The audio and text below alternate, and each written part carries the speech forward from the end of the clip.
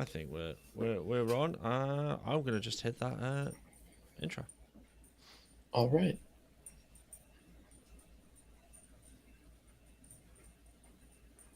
This is going well. That intro's not playing. Well, we'll just carry on, shall we? I don't know why the Is there intro. like a thing on your screen that says that we're like live? Because there's nothing on mine. Yeah, I've got a thing to say that we're live on my side, Sweet. but to be fair, I'm not seeing. There we go. It does say live on the. Yep, I got a live too. We're We good got to a go. live. Yeah, we're good. We are good. Sweet. Play the intro. Even and Stew. Even and Stew. We've got the first comment. Don't know what's happening with the intro. Nothing's playing, but you know. Yeah, we shifted to Streamlabs, so it's a little bit different. Learning Yeah, curve. yeah. You know, technical glitches. Gotta love them. We'll just crack on. We also got a howdy, y'all. There we go, Heather. Good evening, Heather. Well, welcome back to the DC UK podcast. It is a interesting start to the show without an intro, but you know, we're here. As always, I'm your host, James Graham, and you'll see alongside me joining me for the first episode of the 2025. Angus is with me. How Hello, are hello. you? I'm doing good. I'm doing good. I'm excited to get this season kind of moving. I feel like we're in this like point where, you know, it's like a lull and everybody's just anxious to get going. And so we're overthinking every single decision that's being made. Yeah, And everything that hasn't happened or has happened is like completely, we're just all antsy to get going. And I think our lack of like movement in terms of transfer window at the moment is like getting people antsy, even though we I signed was going 10 to say, players. we've signed a lot of players. There's been a lot of movement, but I think we've done quite a lot early on. And we've got, what, Mm-hmm. 4 or 5 weeks before the season starts? Yeah, And 5 weeks till the season opener. 5 weeks in a day. 5 weeks in a day. Oh, 36 days. 36 days. It's good. I am so excited because when those fixtures got dropped and the timings that were dropped. Yeah, you seem Oh, you're pretty happy about that. oh, mate, I'm absolutely loving it. I know Stu will be loving it as well. And Andy as well, who's over here in the UK. The three of us, we tend to just chat stuff about DC United when the games are on. We all watch it together, and some of the games, I think it's the earliest we've got is the penultimate game of the season against Charlotte, 7:30 p.m. for us. Yeah, isn't that great? It's That's just amazing. beautiful. That's like a normal day. That's a It's normal it, Premier League fixture for you guys. it's normal, and I can't believe it. And And we it's got the you guys have the we have the anniversary game, which is on a Sunday. But that's at like 4:30 for us, I think. where are It'll be you? against San Jose So in yeah, 10 April. p.m. kickoff for us. Yeah, so like that's effectively like if you're over here and we're playing on the West Coast. Like it's when we Yeah, normally would play San Jose for yeah, you guys. it's great. It's like when because I remember the last time we played in San Jose, it was that stupid like 4-1 loss where Fred Yes. Briant got cooked, and I made the joke that Chris Seitz was just up past his bedtime because all of his Yeah. kids go to sleep so much earlier in the day than he does, and so 11:30 kickoff for 11:30 Eastern time kickoff for DC that night, um, and that was 100% up past a lot of our team's bedtime. But I think Brendan Hines Ike scored, or no, Tony No. Alfaro scored. Yeah. That's what it was. Tony Yeah. Alfaro scored. I remember being actually doing that game where it was the go to bed early, get up early, and then up for the day. And that was just, it was brutal. Absolutely brutal. Never again. Well, I'll say that. I'll end up doing it. But yeah, in March, we've got three 11:30 kickoffs, which is absolutely fandabidozy, followed by the 10 p.m.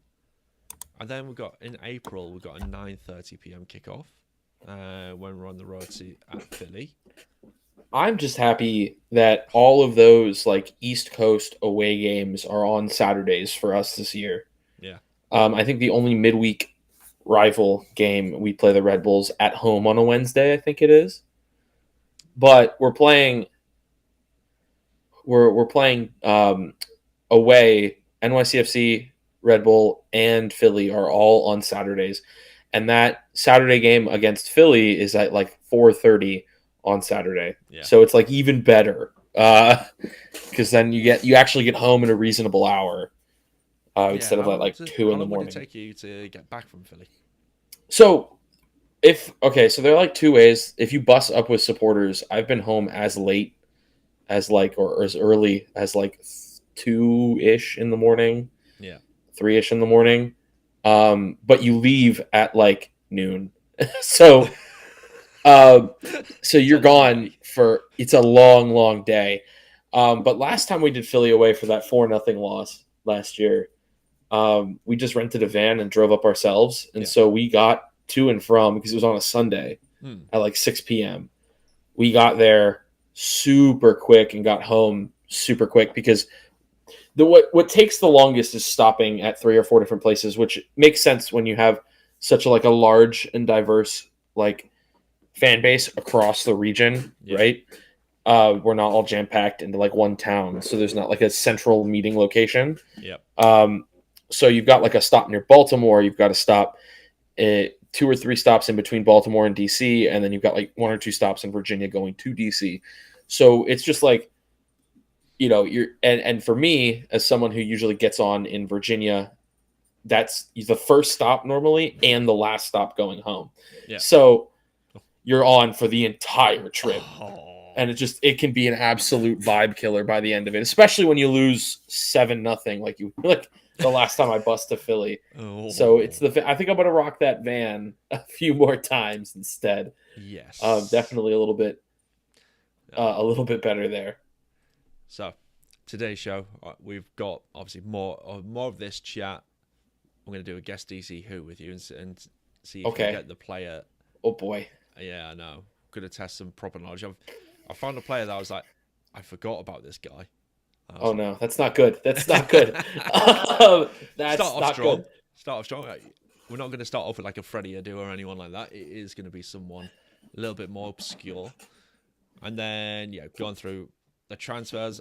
Obviously, you've done if you've guys out there, if you've not seen, Angus has put together a phenomenal spreadsheet which goes through all the financials. So if you're all right with that, we'll share that on today's show as well. Yeah, 100%.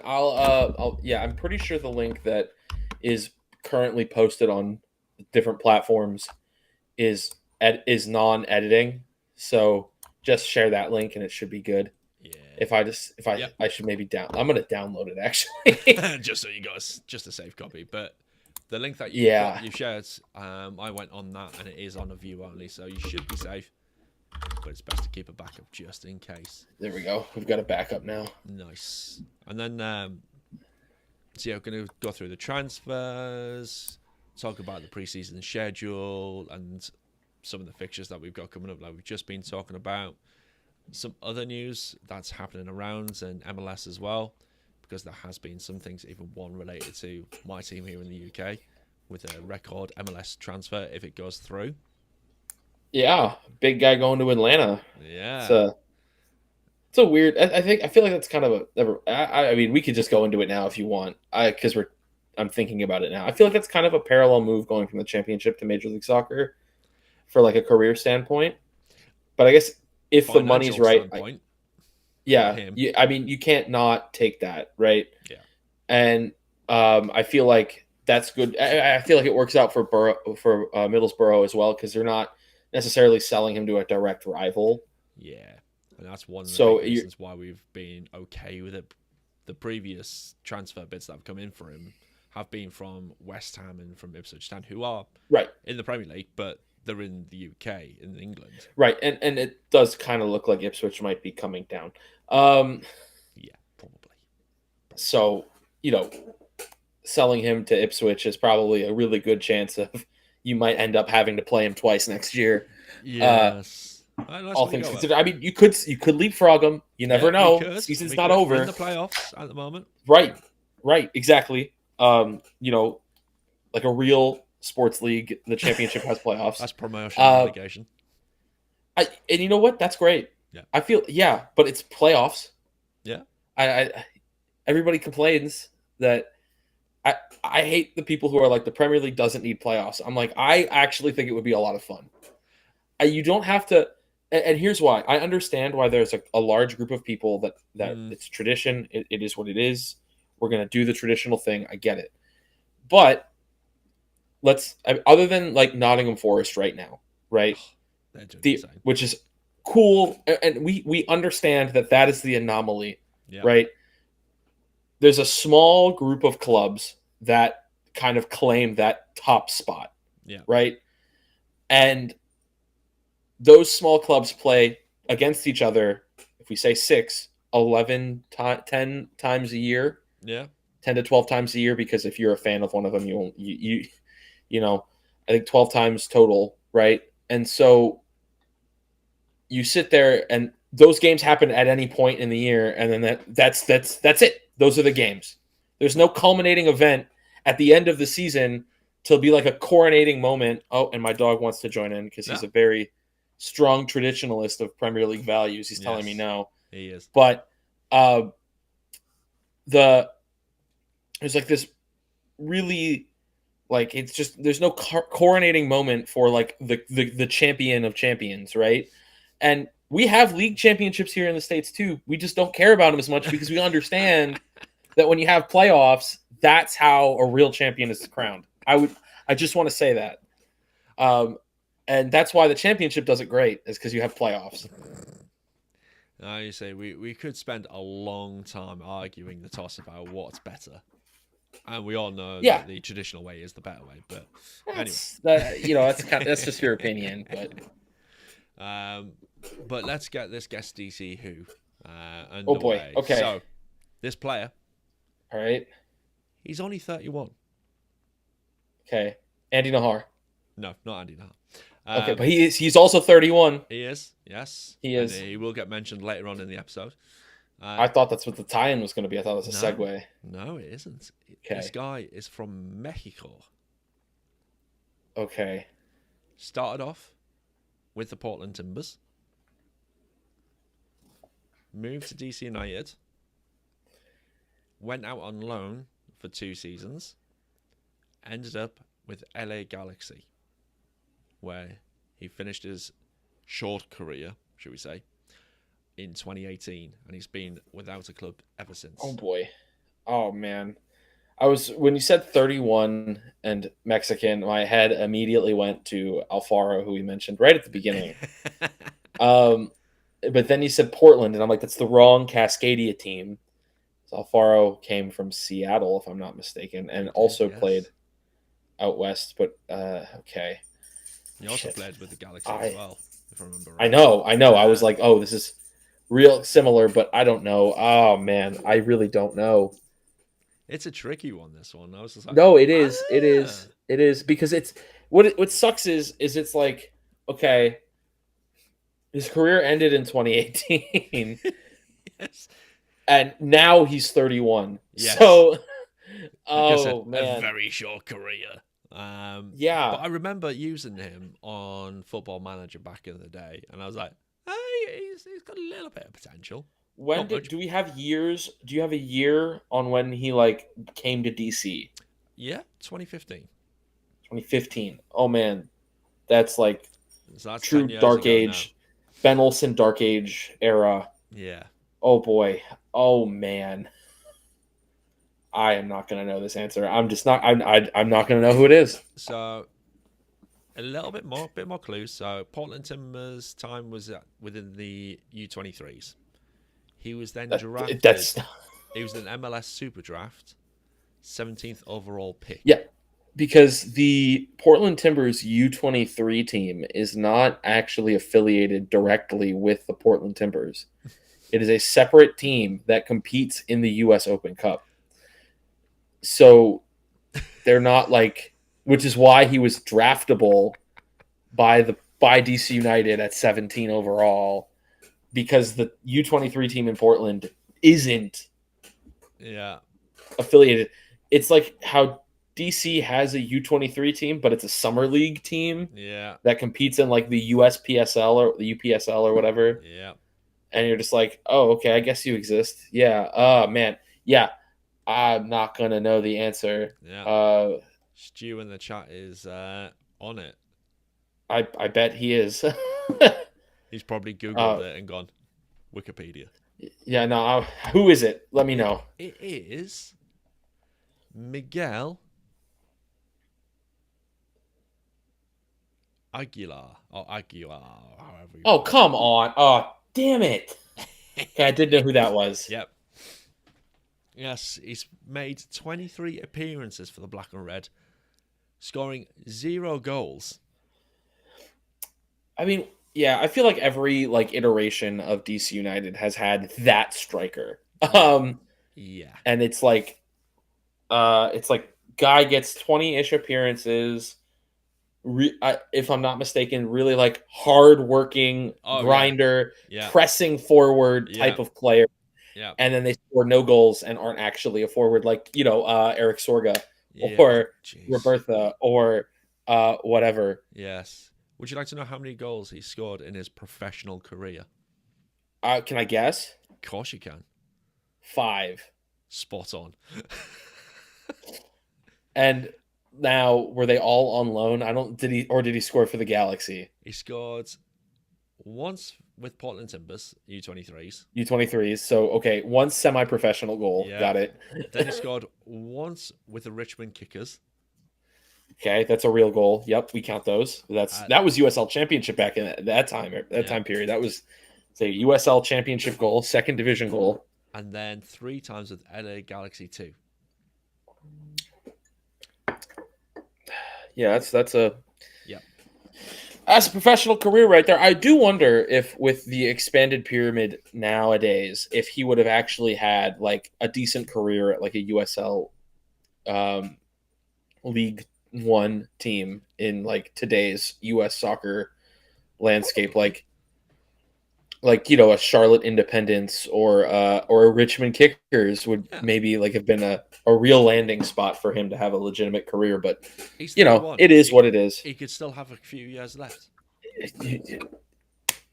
I'm sure he could. Yeah. Yeah. Let's talk about real players on the team, right? Actual players that we've signed. That we've actually signed. Now, there's been many. Do we want to go chronological order, or do we want to go importance? Let's go importance. Okay. Just to throw my list out a little bit. Okay. So. All right. I think. No, let's go. I'm just gonna go through the list in my order. Yeah. Okay. Yeah, that's gonna be easier. So we signed Jordan Farr. That was the first signing that we made in the off season from Tampa Bay Roadies as a goalkeeper. Yeah. Because we got rid of all of them. Yeah, I mean that sounds. Every single person in the entire DC United fandom freaked out that we cut Alex Bono. And the main gripe that I saw was he was an okay keeper, but he was really cheap. Yeah. I'm going to rebut against that a little bit by saying he was not an okay. Last year he was bad. He was. It wasn't. If you look at the numbers and you watch the tape, there were moments of Bono in 2023 where he like completely kept us in games and stuff, but that was always bookended with him going out for a cross, completely whiffing on the claim, and then having like a free open net free header on the back post, just waiting for their strikers, or just not getting to a ball, getting chipped from outside of the box by Cucho Hernandez. I want to say it was, or it was Carlos Gil. It was one of the two. Yeah. It was one of those like perennial MVP can't. Yeah, it was enough to be like, okay, well, all right, he should probably get to that. I wouldn't be mad if DCU went and found a starting goalkeeper option. And then on top of all of that, he wasn't very cheap. He was kind of around league average in terms of salary for goalkeepers. we spoke about it towards the end of Yeah, last year right. What when I believe when he got cut. yeah, yeah, actually, Um, yeah, because I think we looked at it and Hugo Lloris was cheaper. right, and that's the LA tax, right? Like I mean, yeah, that's like you can't not you can get somebody into Los Angeles for cheaper because you can just be like, hey, it's it's LA. LA. Yeah, Um, and you can't do that with DC, sadly. As much as I love it, and our star boy Christian Benteke loves it, yes. our star man, I should say, he's an old guy. Um, he's one of the few players on this team older than I am. But Now, if you're saying that, what does that make me? Because just bear in I, mind, I am older than Benteke. that's a great question. Yeah. Um, Just because I'm not got any hair left, or yeah, I'm right. looking particularly shiny tonight. Fucking It's because you lights. got that spotlight. I need to get that sorted out. Uh, but yeah, we signed Farr. I like him. I think he's a good third to second choice option, and I think he's exactly okay. So if you think about it, every single position tier, I think needs the veteran presence guy, Yes. Yeah. Yeah. and Farr being only a year older than the next person we signed, which was a trade for Luis Barraza. I Yeah. think he's 29 and Farr is 30. Um, both of them can kind of tandem the development of a young professional who likely will be the starting guy on day one. Well, our Uh, new actual number one, as it was just yes, announced literally before. the number one. He Yeah. took that straight off the back of Tyler Miller. Um, that is I completely forgot about him. It was beautiful. Kim Jun Hong. That Yes. is a South. U22 signing, and we could talk about Barraza and Farr. They're both Farr is a guy who's grinded it out in the lower leagues, is similar to a Connor Antley Yeah. last year, like literally the same team. Yep. And a lot of USL people would say, "Oh, he's a guy who maybe deserves an MLS call up."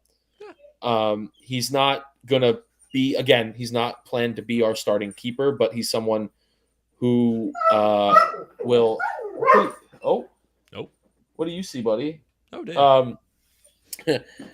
He does that at the window sometimes, but he's not someone who's going to necessarily start game in, game out. Not somebody you want to rely on No. to start in, game out. I mean, that's why I think we got Barraza. He was NYCFC's backup goalkeeper, and again, somebody that we don't want to be our number one going into the year from NYCFC fans, but somebody who will, stop in a pinch. And they're that's coming from a team that has a U.S. national team keeper in Freeze.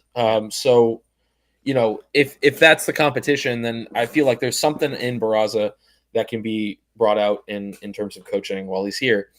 Yeah, but I think the keeper that we signed, it's great to see a proper young goalkeeper being signed, taking that number one shirt. And Kim Jun Hong. I think I'm quite excited. I've seen a few things about him on YouTube and spoken to a mate about who knows a bit about the South Korean leagues. Very excited about him. Very, very excited. Here's a guy who is getting called up for his senior national team, who was in a World Cup last time time a World Cup was played. He was not in the squad. He wasn't on the team, but this is a World Cup caliber roster, a roster that some people even suggest could make it out of a group stage.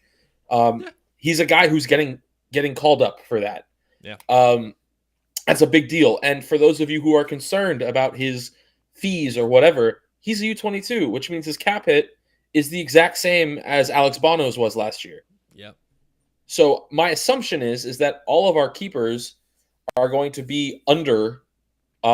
If you add up their cap hits combined, they are less than what Tyler Miller hit the cap for last season. And that doesn't even get into Bono or Zamudio or Crockford. And again, Zamudio and Crockford were weird because they were on and off the roster. Yeah. They were on the supplemental roster. We don't need to get in the nitty-gritty of salary cap talk with the goalkeeping position. Just understand rule of thumb, $200,000 for a U22. Barraza was on NYCFC's books last year for about $175,000. Yeah. And then Farr will likely make, if he's on the senior roster, senior minimum, which is going to be $104,000. Okay. And all of those against the cap is still less than the $540,000 we paid for Tyler Miller's services last year. So, yeah, the goalkeeping room got better and cheaper all within one. And again, we could pay Kim Jung Hong. We could pay him $700,000. Yep. Doesn't matter against the cap. It doesn't. It's only the first 200,000 that count. Yep. And he can be on this contract until he's 25, but he's only 21 right now. So we're good. Got good time with it. Let's put it that way. And the best part is, and I think he's one of the few players on this roster right now that I legitimately think is someone we bought in a manner to get him to the next step. And when we do get him to the next step, we're able to recoup every single dollar of his transfer fee. None of it goes back to the league. It's as if we were selling a homegrown, just we can't convert it all to get general allocation money like we did with the homegrown we sold. I'm assuming we did with the homegrown we sold in Mataiak and Boni. And we'll talk about that when we talk about player exits in a little bit. Yeah, so goalkeeping positions, I think we can both agree we're very happy. I think we're sound. We don't need another goalkeeper, guys. Let's not worry about it. Not at all. But then João Pedro came in, left winger. Coming from Radomiak Radom. Which was that in Bulgaria? Poland, I thought. Yeah. Somewhere in Europe. I'm intrigued by this one. I think Poland. It'd be great for Pirani, having a fellow countryman. Yeah, and that's something that Pirani was like. I swear I thought he mentioned that in something, or somebody noted that like he didn't really have anybody last year other than Santos and Dahomey, because I think he also speaks Spanish. And speaking of Pirani, but it's really cool. And again, also Enau might know Portuguese because he did grow up in the Porto Academy. But it's always good to have somebody when you're getting used to a new country, a new league, a new speed or whatever, to help you assimilate and to help you feel like comfortable in your own space. And of note, Kim Jung Hong, he reportedly DC United is hiring a handler, interpreter, whatever phrase you want to use, to aid in his assistance in assimilation with the squad, because obviously we don't have any other Koreans in the team. But that's a good thing. It's a great thing that the team. It's a little thing that the team didn't do back in the day, and people will say, "Well, we got a handler for Rooney," and I'm like, "Okay, well, yes, we did, but we also different kind of scenario. We also didn't do this for when we brought in Edison Flores for a club record fee, and he very clearly did not feel welcome or at home or whatever." And, he talks about that in interviews since he's left. He's like, I didn't feel good at DC because all of these things happened and I didn't feel like I had anybody to talk to or whatever. And so, having this as an option for a young goalkeeper especially, I think is really important. Learning from mistakes. That's the thing that's happening here. And that's... Yeah, I mean, it's just doing the right thing. It's doing the little things that we didn't do in the past. And that's good. It's good to see. Yeah, absolutely. So Pegler, his stats weren't his deliverable stats. Yeah, his deliverable stats don't speak to much, but I feel like there is something to the idea that we didn't really have that either last year. Like our team's deliverable stats didn't bring much to the table either, and I think that he does possess some intangibles if you just watch his tape. Yeah. That I think will benefit this team greatly. The ball sticks to his foot. Yeah. It's like he's got sticky tape on his cleats. Like he's a guy who's going to attack defenders, which we didn't really have last year, other than maybe Martin Rodriguez. But obviously, we had him play a lot more of a reserved role, and people are scrambling and crying out for creativity from somebody other than, I don't know, Matthews Click.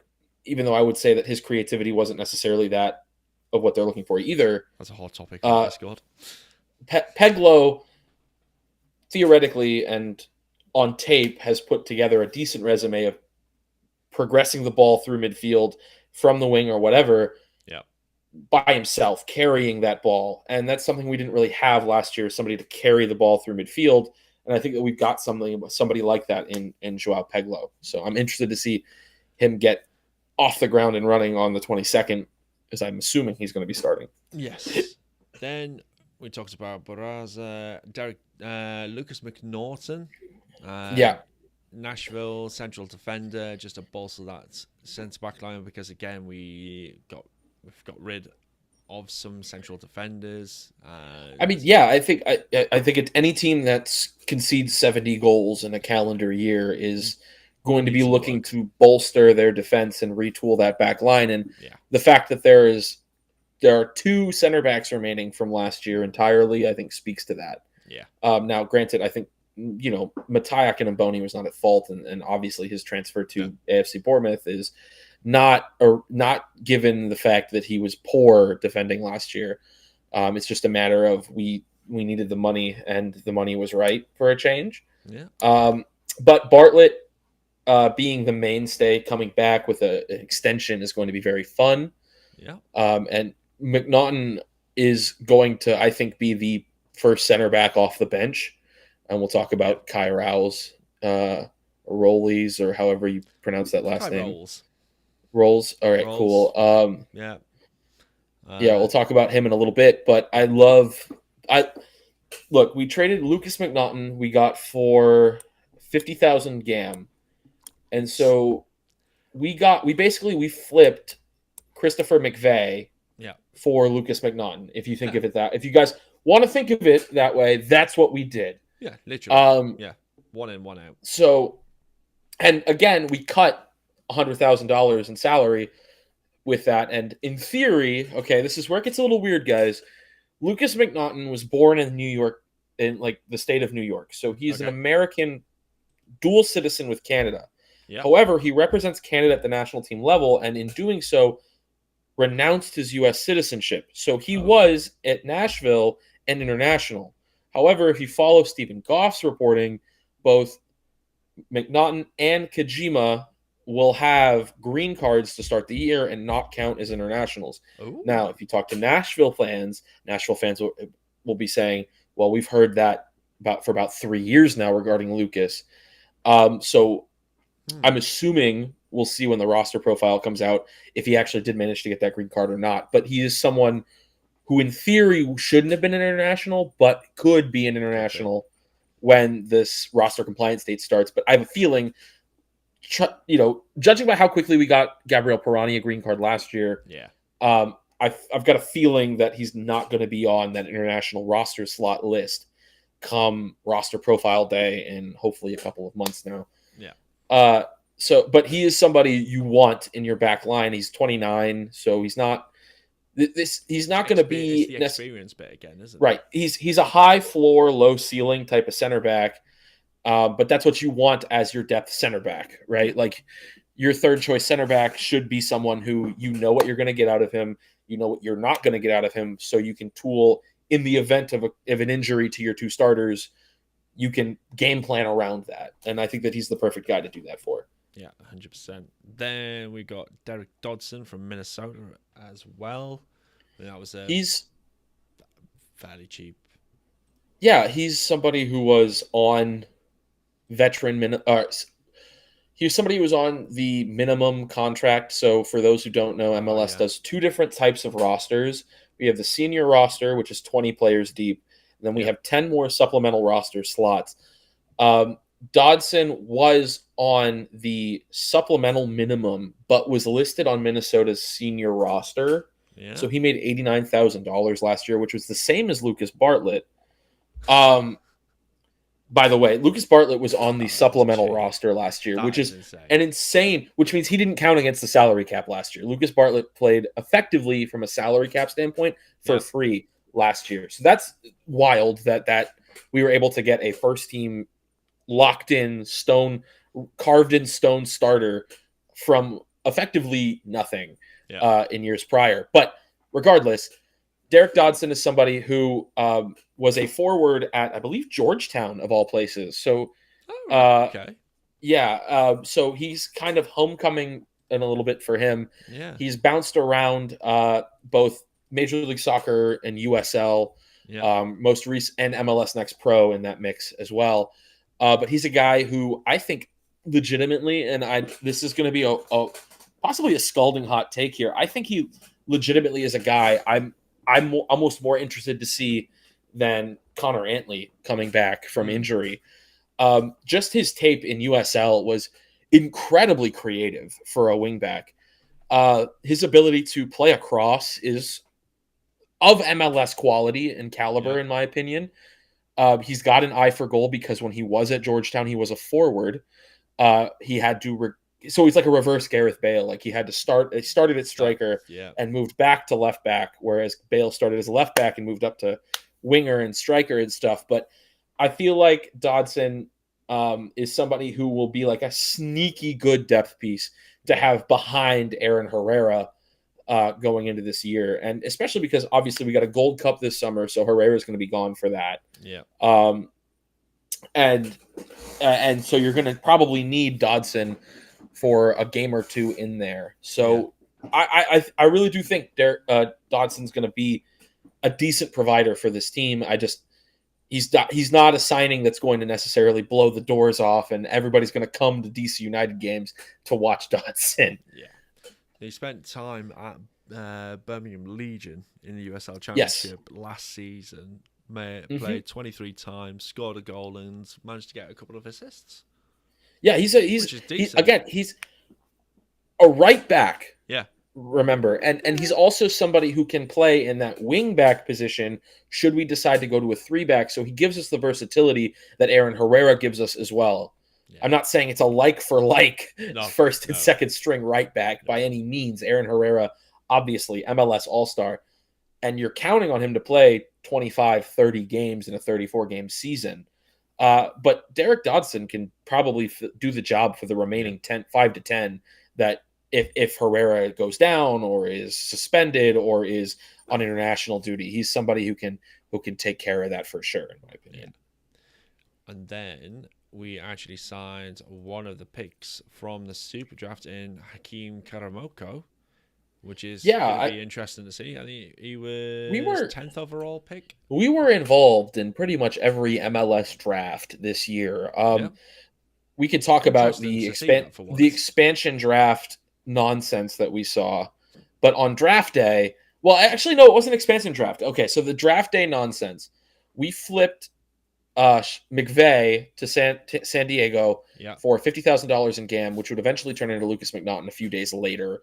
But on draft night, we were involved in a 3-way trade. Yes. So we sent $400,000 of GAM to San Diego because San Diego selected Kojima from St. Louis City. Yeah. Which is really fun. And I think this is really interesting because it sounds to me, when you say it like that St. Louis did not want to part with Kojima for $400,000 straight up. Nope. I feel like if DC really wants Kojima, they go and talk to St. Louis and say, hey, $400K, it's all yours. What do you want? And they go, no, thank you. And then they realize he's unprotected. So they go to San Diego and say, hey, we'll give you that money if you just pick this guy and send him our way.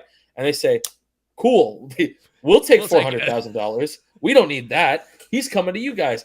And I was listening to another podcast. If you guys want more DC United content, as I think all of us do, Pitch Pass had a great one recently with Mark Machado. He's a legitimate salary cap expert, which is wild to say in Major League Soccer because it's so hard to understand this stuff.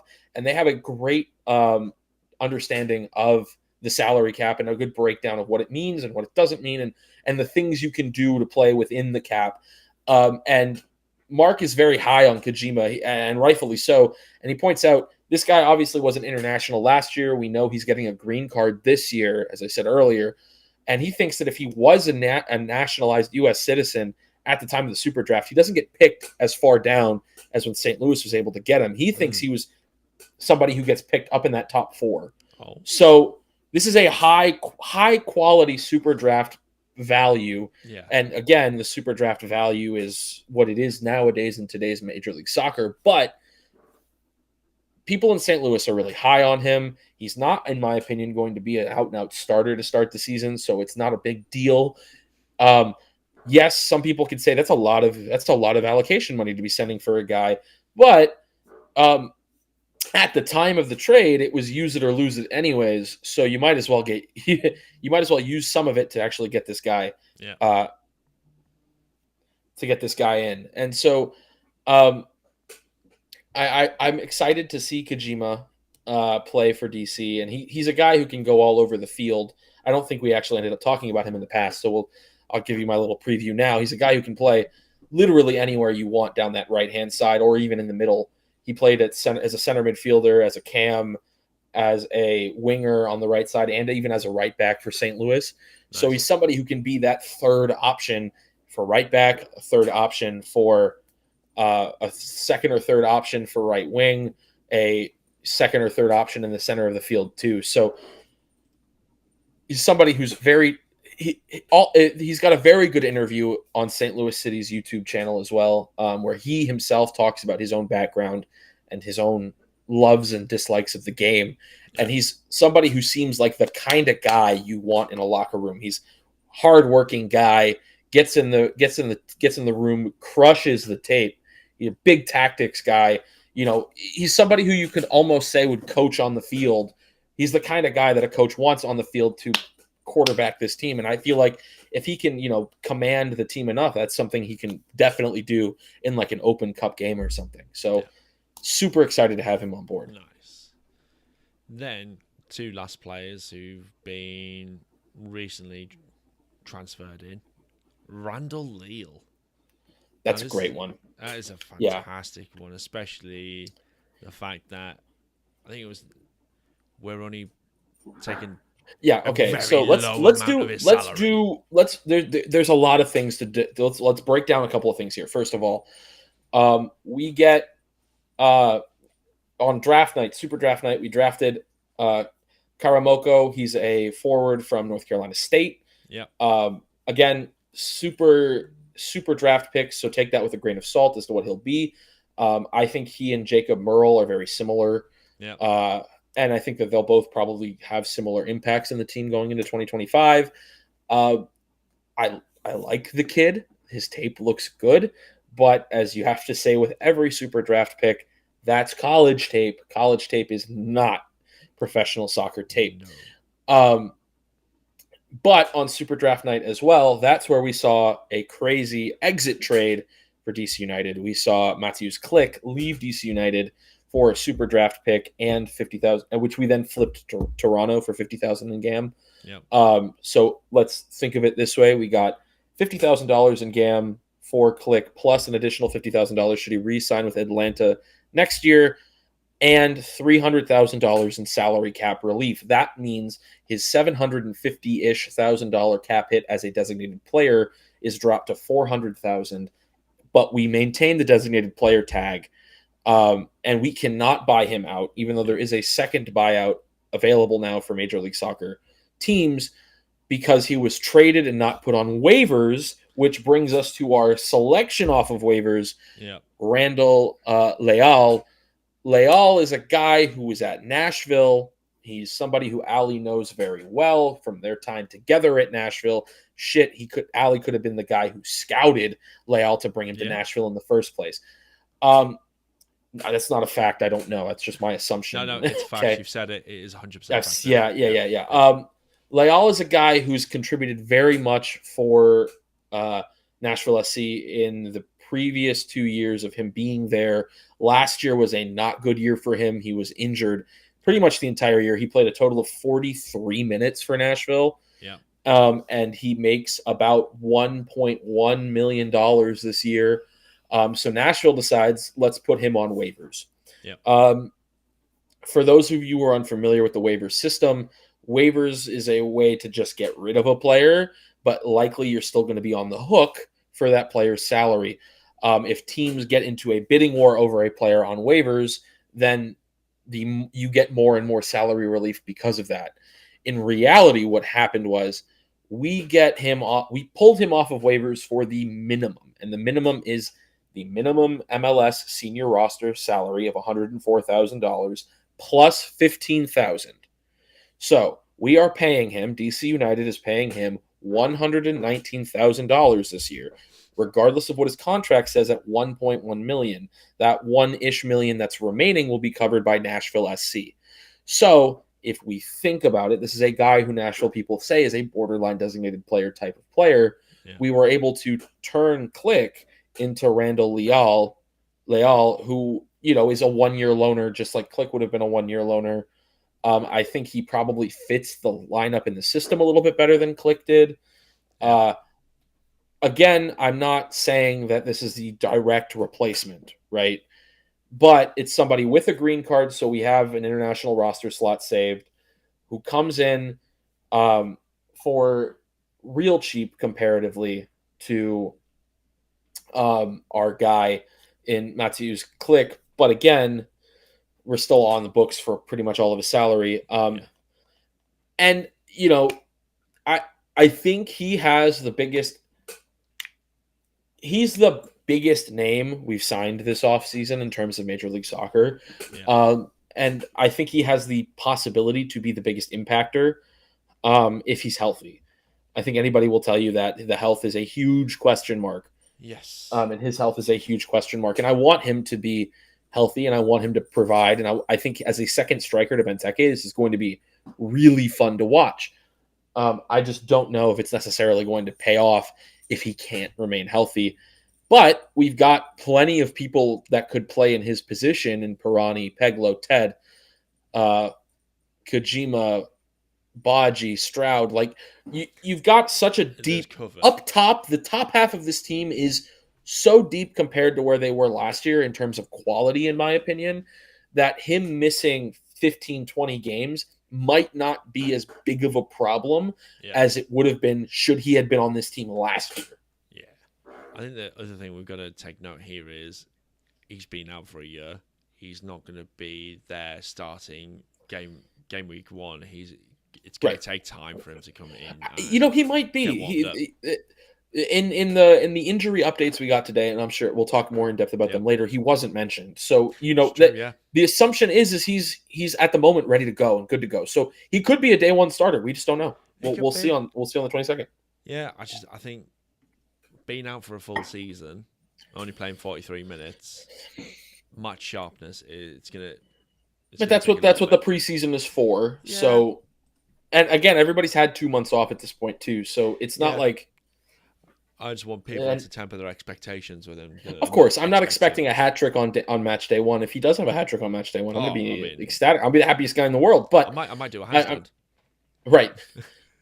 That's the bet now. But I think it'll be fine. I think he's a good, solid pickup, and we're utilizing every manner of Major League Soccer's roster acquisition types to build this thing this year. And I think that's a really smart 1-year acquisition to open up some space and to get some, in my opinion, to get some goals into the team that weren't there last year. Yeah. And then finally, Kai Rolls from Hearts of Midlothian in Edinburgh, Scotland.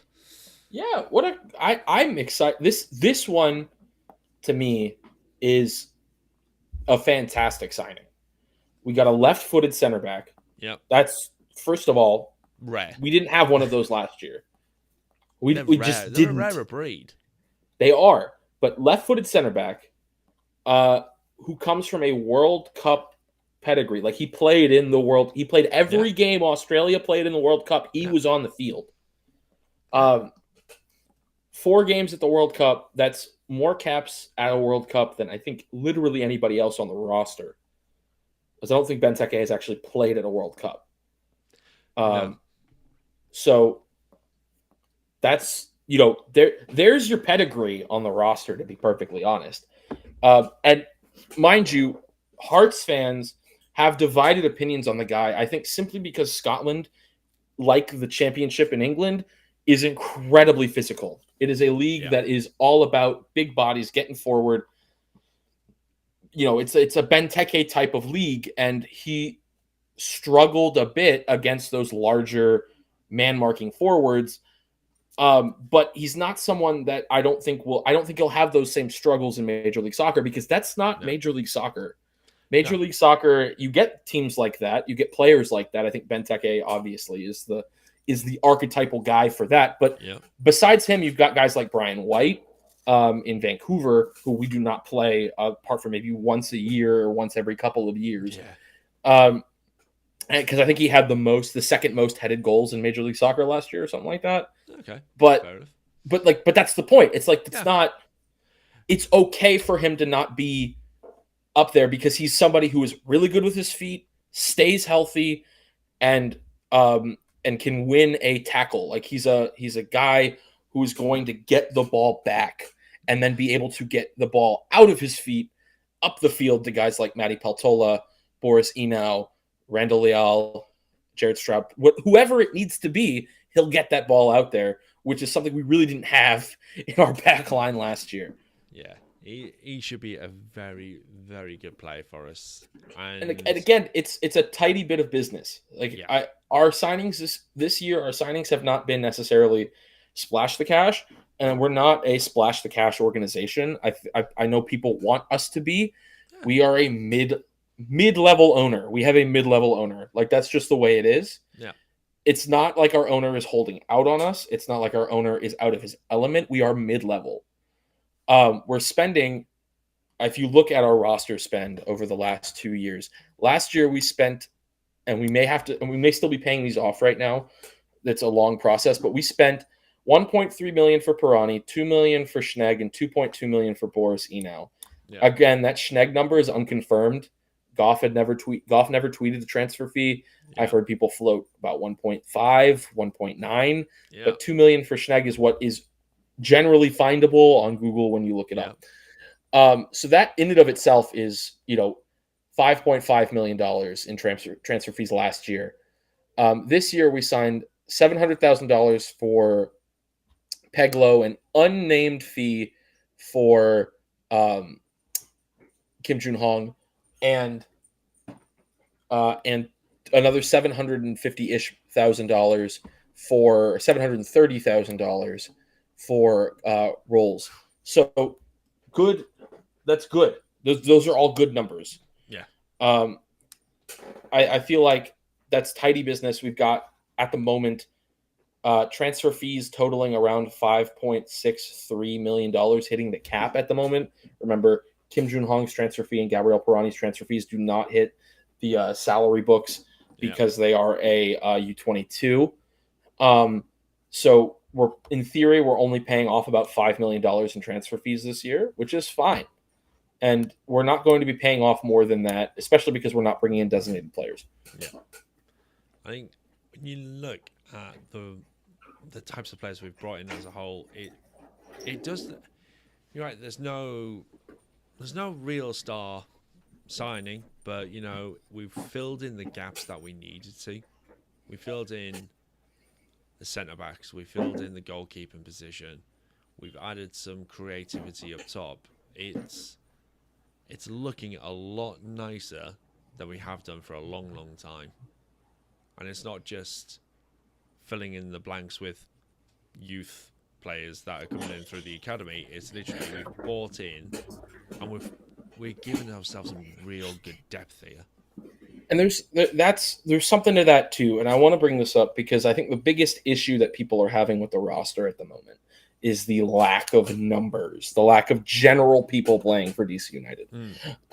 At the moment, we're currently sitting at 25 of the 30 possible rostered players. And remember, 20 senior roster players only. Yeah. Then you've got to fill out 10 people who are, okay, for lack of a better term, because these players are not always this, USL bums, homegrown players, or just general depth, like true depth.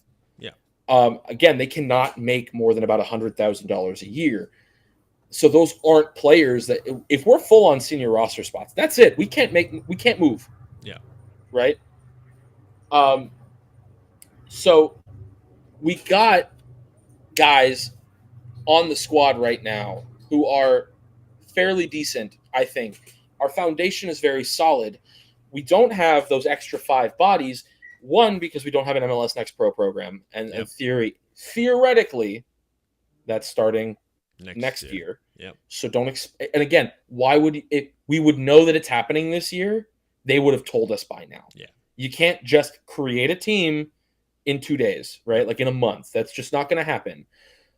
But here's what I think is going to be utilized by DC United. So you've mentioned in the show notes, and we'll talk about this. Goff said there are 3 trialists for Yeah. DC United. We know one of them is that Zuari guy from Montreal. I Yeah. think I pronounced his last name right. I'm sorry if I didn't. He's a guy who I would assume would go into that supplemental roster Yeah. if he were to make the team. And then 2 academy guys in, like, I think Graham Jones and somebody else. The new MLS roster rules are set up in a way where you can call up non-rostered players for 6 games throughout the year and not have that ruin their NCAA eligibility or make them senior rostered play or supplemental rostered players. Yeah. So we don't have to sign Graham Jones to a homegrown contract Nope. to have him play for DC United this year, which means he doesn't have to be on the roster to play for DC United this year, which means we have, in theory, 6 games of Graham Jones where our total rostered players stays at 25. Yeah. So Completely there's room for players to play that are not currently on the roster. And in my opinion, I think that's the best option for DC United this year. Yeah. Instead of having somebody waste away on the bench or waste away in the reserves, like a Jeremy Garay, like a Jacob Green, like a Moses Nyman, like a Griffin Yao, Yeah. they're able to come up when needed, when they're going to get playing time, get their playing time, go back and play for their academies, or go to college in the fall. It's okay. We don't have the space for them on the team to play for the senior team. So what's the point in wasting a year of a homegrown contract, or wasting their ability to go to college, or just wasting a year of their development in general, when we could just utilize this new roster mechanic to have and fill out a roster really when needed. Yeah. It's going to look probably a little bit ghetto to an extent. Like, it's not going to look great. No. It's going to be like, oh, great, this freaking 18-year-old kid, that sucks. But if he was signed to the homegrown deal, we'd be like, oh, that's awesome. Our homegrowns are going to get playing time. So just think of it that way. And when they don't, right, there'll be those people who complain again. Exactly. So I feel like us running at 25 of 30 is totally okay, especially because it sounds like we still have about 3 senior roster slots left. Yeah. And it's, from the sounds of things, Ali McKay wants to make one more move before the deadline in this window, and then possibly save 2 more to go to the summer. And again, no team is the summer is when an MLS team is made. It straight up. Yeah. And since we're not planning on winning MLS Cup this year, temper your expectations, guys. I understand it's been a while, and I understand we want success.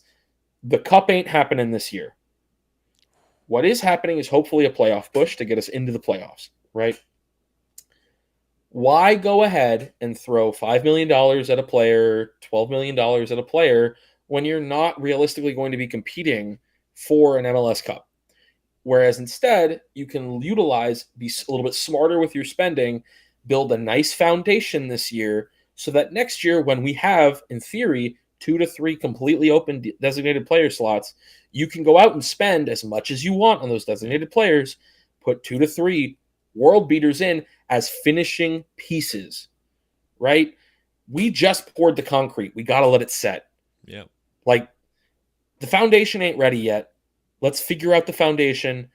Then we'll go get the dishwasher. Then we'll go get the oven, the fridge. Because if you throw a fridge into wet concrete, it's just gonna sink. It's just gonna sink. And that's what would happen if we got a DP10 or another DP winger or whatever, or God forbid a DP center back.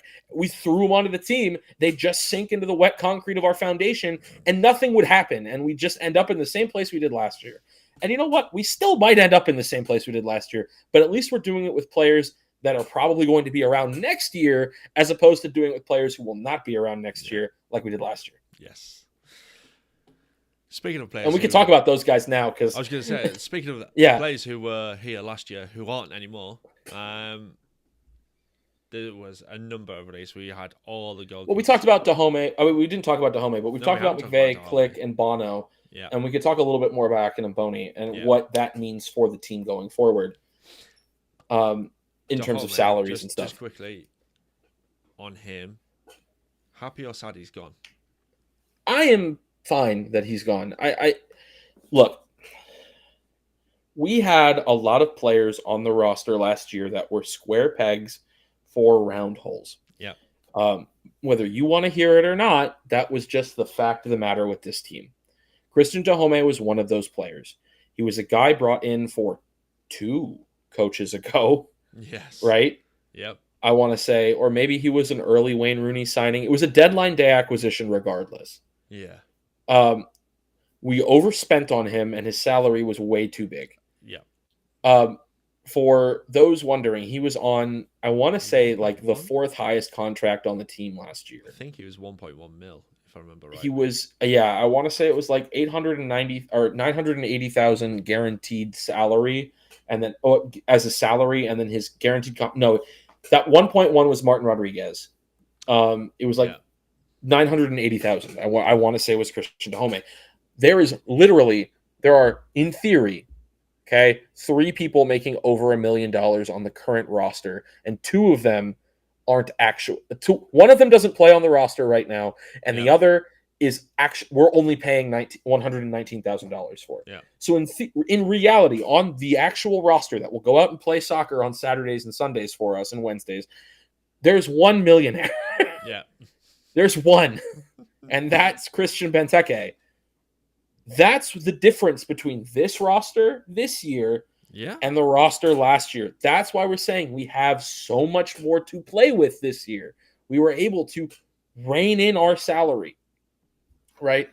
And we'll move in. We'll move. He moved to Santos Laguna. I think Yeah. it's hilarious because he absolutely bodied them in the Leagues Cup, and they're like, "Get that guy in here. Yes. We want We that need guy. him." Yeah. Wow, that guy. They'll probably learn very quickly that he is Christian Dahome. Just And don't play him at left back.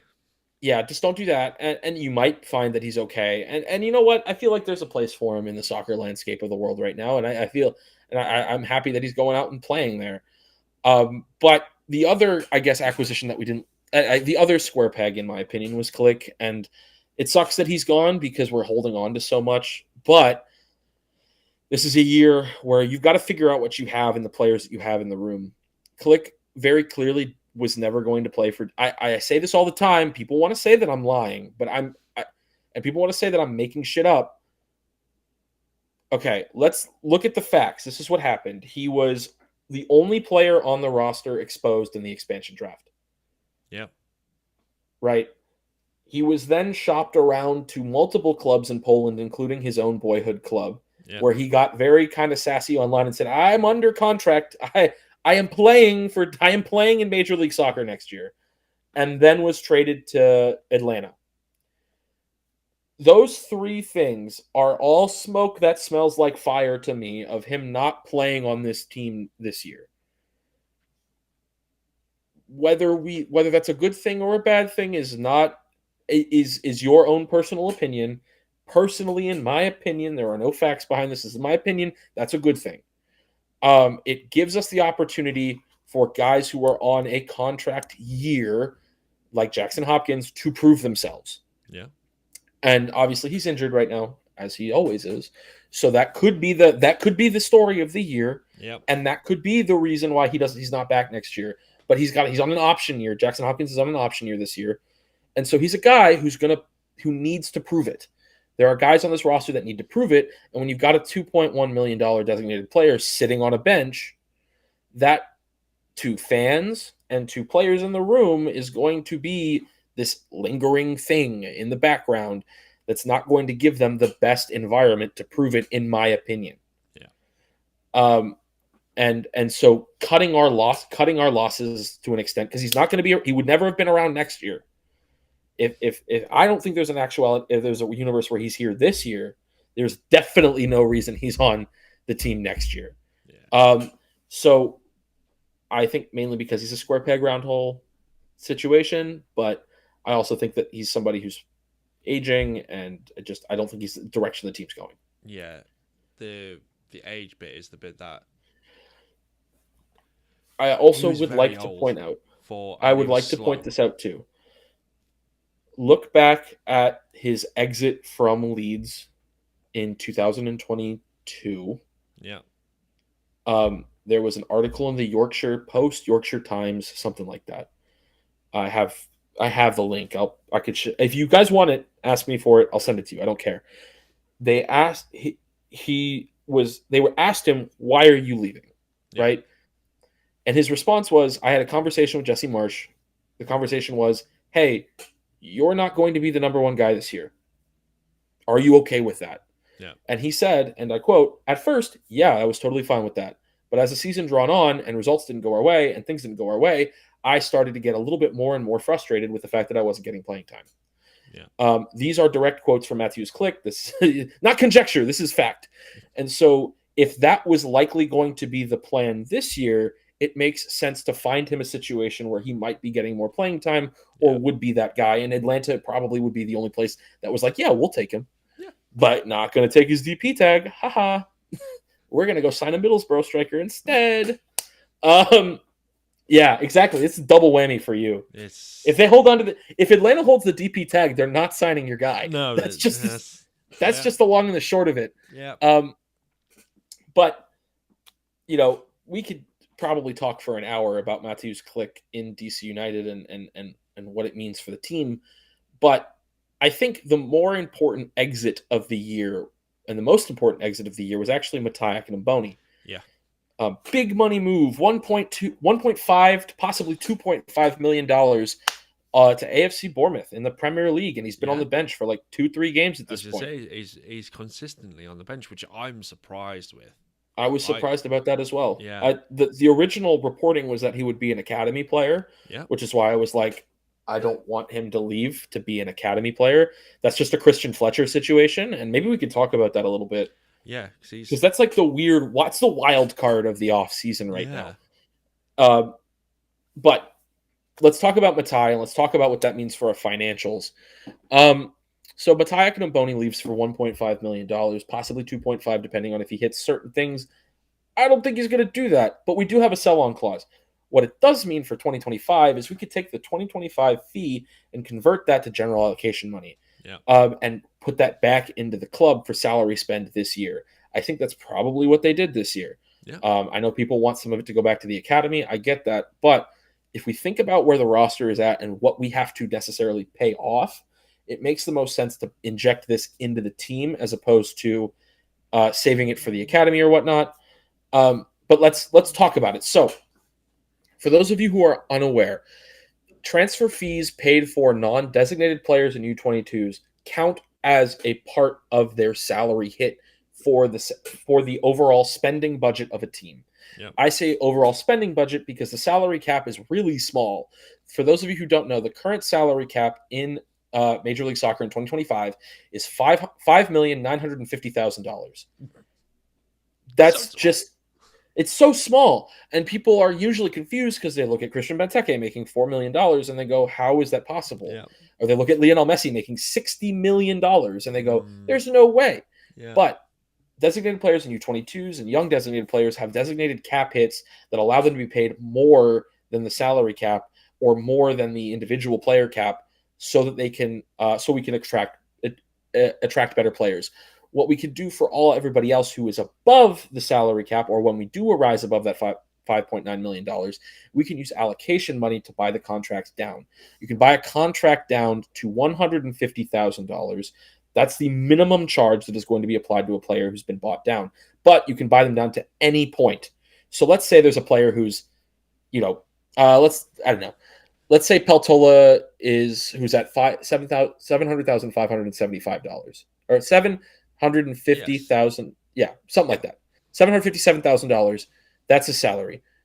We could, in theory, spend $600,000 in GAM to get him down to $150,000, or we could spend $2 million, and that gets him down $2 million, and that brings us into the cap, and that makes us compliant. So if you're really looking at an overall spending that a team can make, you're going to want to add their targeted allocation money, which is a non-tradable asset. So we know that is $2.2 million this year, 2.25. And then their GAM total, which DC United at the current moment has about $4,500,000 in GAM because that's a tradable asset. So if you track it back to when Major League Soccer announced the GAM totals going into 2025, DC United was sitting at $3 million. So that additional $1.5 million from Matai gives us a lot of spending space. And then when you add both of those figures to the salary cap, we have a total spending budget of about $12 million to spend on our players, to spend on salary cap hitting players. Um, so for our three U22s, that's $600,000 of that 12 million goes to our U22s. For our two designated players, that's about 1 point something million ish, because again, we're knocking down Flick from 700,000 to 400,000. And then everybody else added together has to be under that 12 million. Right now, that sounds super easy to everybody, right? But we have to remember the transfer fees that were paid for some of these players. Because last year we were told many a times, we don't have money. We can't really bring players in because we just don't have the space. So there's probably a really good percentage chance that a majority of the David Schnegg transfer fee, the Boris Enow transfer fee, are going to hit the books this year in terms of our salary cap. That's also probably going to be the case when it comes to our transfer fees of this year. We could be 100% debt free going into 2026 with our current salary budget. And right now, if we are 100% debt free going into 2026, that gives us currently today $1.3-ish million to spend on other players. And that's why Matty Akinmboni's transfer fee is so important, because without him leaving to Bournemouth, we can't do a lot going into this season other than the moves we've already made. Yeah. So Matai's transfer fee is really giving us the opportunity to add finishing pieces in the summer or later this window. On top of that, because again, you're going to say 1.3, that's not a lot of money. No. Especially if we're paying a transfer fee. Well, again, we can push that transfer fee off to next year. We can pay half and half. We can figure something out. But we also are, at the moment, supposed to get, at the first roster compliance date, $1 million in GAM for our roster profile. Our roster profile was selected, I'm assuming, is going to be 2 designated players, 4 U22 players, which gives us an additional $1 million of GAM in the winter. Would we, though? Because yes. we're having to keep the click DP slot. Yes. So we're not going to sign a DP this year. That's my thing. I don't think we are. And most MLS reporters are reporting that we're going the 4 U22 model right now. Wasn't Peltola a young DP? He's been bought down. He's no longer a designated player. Yes. So he's being, I believe Goff reported TAM is being used to buy him down. Okay.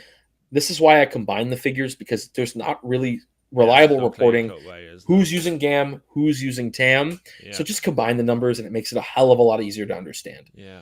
But we're probably going to go the 4 U22 route, 2 designated player route this year. That means in the winter, we get an additional $1 million in GAM. And then should we hold that roster construction all the way through to the end of the summer transfer window, we then get a second $1 million. So it will get $2 million total additional in GAM and that extra U22 slot, which I could totally see us filling going into the year. And that gives us the opportunity to then utilize $3.3 million in our remaining 3 or 4 roster slots than just the 1.3 that we have left. Sorry, that's a big tangent and lots of words. If you got questions, I'm sorry. I'll happily answer them. Save them for the next week show. Yes, and I've got the spreadsheet is available for free. It doesn't take me once I got it. Once it goes up, once I get it up and running, it's actually very easy to keep maintained. If you like it a lot and you see me at a game and you want to buy me a beer for it, I'm not going to say no, but it's not required, guys. This is something I do for myself, and I figured since I'm doing it for myself, I should share it with y'all because it makes understanding DC United that much easier. So anonymous chinchillas just joined the spreadsheet. Yes. So someone's looking at it, and to that person, if you're listening and I brought you here, hello. There you go. We see you anonymously. You will be you want to talk preseason? Affectionately known as the chinchilla. Preseason, we've got a few games, which is quite nice. Red Bulls, January 25th. I'm circling that Charleston Battery game on February 1st with a red marker. I'm excited. So we talk a lot about missing traditions and forgotten traditions in terms of DC United. We do that Yeah. all the time. Yeah. Um, but Troy has always said coming into this job that he wants to bring things back. Yeah. He wants people to recognize. He wants to honor traditions. And what's fun for him is he's now been on both sides of this. So for those of you who are unfamiliar, if you're a new DC United fan or just a fan adjacent fan who wants to get more involved for a long time, we used to have this like preseason rivalry with the Charleston Battery played Yeah. over a coffee cup, like a tin of coffee grounds, called the Coffee Pot Derby or whatever it was. But it was a consistent game that we used to play against Charleston because that's something we always did. Yeah. Because they were close and they were lower league, so it was the perfect tune-up game. Since recent years, obviously, we haven't had that fixture. And Yeah. one of the first things Troy said to supporters was, I want to bring that back because I played and coached the Battery in that game, and I know how fun and important that was for both parties. Yeah. And so him bringing that tradition back is huge. I think it's really fun to have a guy who's locked in with when it comes to like what it means to be a DC United head coach. So And he just gets it from a he fan's gets point it. of view. He gets it. Yeah. And that's super refreshing, and it's nice because we've done the international superstar, we've done the young and up and coming head coach, and now we've got the young and up and coming head coach who knows us. Yeah. Right. It feels like, I hate to say it, it feels like Ben Olsen with tactical mindsets. Like, Wow. I mean, no, let's be real. Ben Olsen as Yeah. a DC United head coach was not. He was thrown out in of at his the element. deep end. He was out of his element. It was out of Yeah. his depth. Troy comes in with about 20 years of coaching experience under his belt before even touching Major League Soccer. Yeah. And that's somebody, but also has a respect for the traditions and aspects of DC United that make it unique and special in the MLS landscape that can so quickly become this like slop of conformity. You know what I mean? Yeah. 100%. Absolutely. So every jersey looks the same. Every badge is the same. We're all FC. We're all united. I hate that. I hate that we're grouped into that. I'm sorry. This is a tangent rant. I'm gonna go on this one because I see it all the time. Every time people complain about the names in Major League Soccer, DC United is thrown into the mix, and it's traditional names should be in the game. These teams are just copying. We've been around for 30 years. Yes. It's not like it's a brand We new were team. we were the San only Diego United. FC. Right, exactly. It's fine for us to be called. It's totally chill. I actually don't mind United. That's fine when you're actually uniting something, and people will be like, "It's supposed to be about the joining of clubs." Okay, cool. How did Manchester United get named? What two clubs joined to make Manchester United? Nobody. None. They didn't. They just named themselves that. There's more uniting happening in DC when we're uniting the district, Maryland, and Virginia as a team than that's happening in Manchester. What's being united in Manchester? Nothing. No, Manchester United joined with London because all the fans are from London. That's what it is. There you go. Yeah, totally. I know English geography, so they're like suburbs, right? Like that's Baltimore, basically. It's just a quick walk around the corner. Yeah. Totally not like a 5-hour, 3-hour drive. I don't actually. It'll probably be more towards 5-hour drive. Yeah. Yeah. So yeah, it is what it is. I just get really mad when people are like, this boring old name that DC United has. I'm like, we've had that name for 30 years. What do you want us to be? Yeah, like you're getting some love in the chat for that round, by the way. Heather's just gone. Yeah, no, because it's just so annoying. Yeah. Anyway, let's move away from your rant of Uniteds to Colorado Rapids. Is the third one. Non-traditional names there. Then that's a good one. And then Nashville Soccer Club. I'll give them credit. They went soccer, not football. Yeah, that's fine. SC. But that's a good one. That's another one you want to circle on the calendar because obviously that's a bit of a couple of players coming back in Leal and McNaughton, and then obviously you've got Ali in there having come from Nashville as well, and then of course the last but not so this is the great part about this preseason schedule. You've got reason to care about every game if you're DC United. Yeah. Apart from maybe Colorado, and that's fine, right? Yeah, that is a bit of an anomaly. That one. they're probably just in Florida and they needed a fifth Yeah. game. But you've got the rivals, Yep. the historic preseason game, The links. revenge game, Yep. and tie in with the GM, and then finally you've got Ben Olsen and the Houston Dynamo. Yep. So it's a preseason that I think is actually going to really prepare DC United. Last year, obviously, we had a whole debacle of going to Saudi Arabia, and I'm very happy that they chose not to do that this year. We don't have to go down that rabbit hole again. Nope. I don't need to open up that can of worms again. I don't need to be yelled at again by a lot of people for my beliefs. But it's helpful because when you're playing abroad, you're playing clubs that you have no connection to. Yeah. It's easy. It's so easy to just be like, this game doesn't give a shit. I don't care. Yeah. Now you're playing teams, or you look next to the bench over, and you go, that's a club legend for this team. I want to show up and show out to prove why I'm that guy. Yeah. Apparently I thought Siri was going off for a second. It's not. Then you've got like all these crazy rivalry games. These games mean something. I only wish I could watch them, but I won't be able to because it's just the way of the world with Major League Soccer. Yeah. It's also kind of the way of the world with global soccer in general. I don't. The friendlies, they never really get broadcast, and typically over here anyway, they'll be on like the local club TV channel, which about 20 people will ever watch. But just get a broadcast on our website, like the good old days. I love that. I would watch preseason games, but I have to respect the idea that I am a sicko.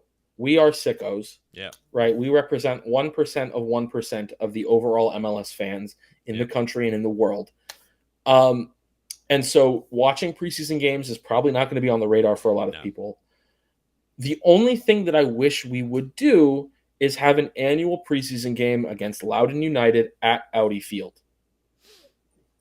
That is the only thing I wish we would do, because that would be a fun dress rehearsal for everybody. Come to a game, have the fun match day experience without, the intensity of an actual match, and then you get to trial new things in terms of stadium presentations and whatnot. I think that would be fun. LA does that. The Galaxy do that, or they did that for a while. Yeah. Because we were the team that played them at that game. I want to say like 2 or 3 years ago when we had to fly to LA to watch the game on a stream on their website. Yeah. We don't use VPNs here. No, We're never. good boys on this podcast. Yeah. Totally didn't stream them in Discord either. Definitely didn't do that. Things like that. That never happened. No. Don't know what you're talking about. But I think this preseason is actually a really fun preseason in terms of preparation for the regular season. Yeah, absolutely. And again, we're playing that last preseason game pretty close to the opener. It's a week before. The week before. Yeah. 7 days, which again is good because we'll talk. Let's talk injuries real quick before we talk about that first game. This is going to impact the first game, right? Oh, yeah, absolutely. Got word today from Stephen Goff is that both Ted Coude-Pietro and Jackson Hopkins are nursing injuries. Ted's injury is a result of surgery on his shoulder from the offseason, which likely means he was carrying a shoulder injury for a majority of the season last year, which could explain his dip in form. But he's going to be out for a couple of months, according to Troy, which sucks. But again, that's where we're positioned. So that's fine. Take your time, Ted. Come back healthy. We invested a lot in you this offseason in terms of elevating him from a homegrown to a U22 early, by the way. I think he had a couple of homegrown option years. So we decided to do that early with him to lock him up, and that's fine. That's cool. I'm cool with that. We're going to spend $350,000 on him this year, but again, only $200,000 goes against the cap. Yeah. And then we've got Jackson Hopkins again out for 4 to 6 weeks with an ankle injury, which sucks. And I really hope that's more of I twisted my ankle walking out to the training field and not I got two-footed by Connor Antley and I've broken something. It just feels like, though, with Hopkins, it's always something. Injury. But the good news is it's a different part of his body this year. Last year it was his back. This year it's his ankle. So that's a good. The good news is that the injury that sidelined him for a majority of the season last year looks to not be a problem this year. Yeah, I'm just a bit skeptical as to whether he will actually make that many appearances this year. I just don't think he will. I think he is one of those players who is made of glass, and he'll just Yeah, pick up I the feel odd like injury and it'll keep him out for a couple of weeks, and he'll just won't get into a rhythm, and that's gonna hurt yeah, us. and again, he's still projected to be around, and I think that's why that February 15th game is important because he could probably play in that game if he's on the early side of his recovery. Yeah, Um, but he's still projected to come in for the first game of the year on the 22nd. I don't think anybody would have him starting no, this year, regardless of injury. But I feel like everybody at least had him penciled in to make some sort of an impact in that yeah, game, whether from the subs bench. It's fun that we have subs now, like that are like real subs and not like, three no goalkeepers offense, on the Jacob bench. Merle. Um, Jacob Merle, I love him as a player. He scored a goal for us last year, possibly two, but Benteke deflected it. Mm, Um, that's fine. He shouldn't be playing. Unless he is that guy, and I don't, again, draft pick. I don't think he is that guy. He should not be playing. yeah, Uh, but now we've got guys who are going to compete for the starting job in Peglo, Pirani, Stroud, Baji, Kojima, Ted, Karam. Like all, we've got 3 to 4 guys in the front who yeah, can change the game coming off the bench, and that's okay. But and that's why Ted's injury isn't all that big of a deal in my opinion. But what scares me is obviously if Hopkins is going to be playing in that center midfield role that he was playing in last year, we're starting to look a little thin in that yeah. midfield.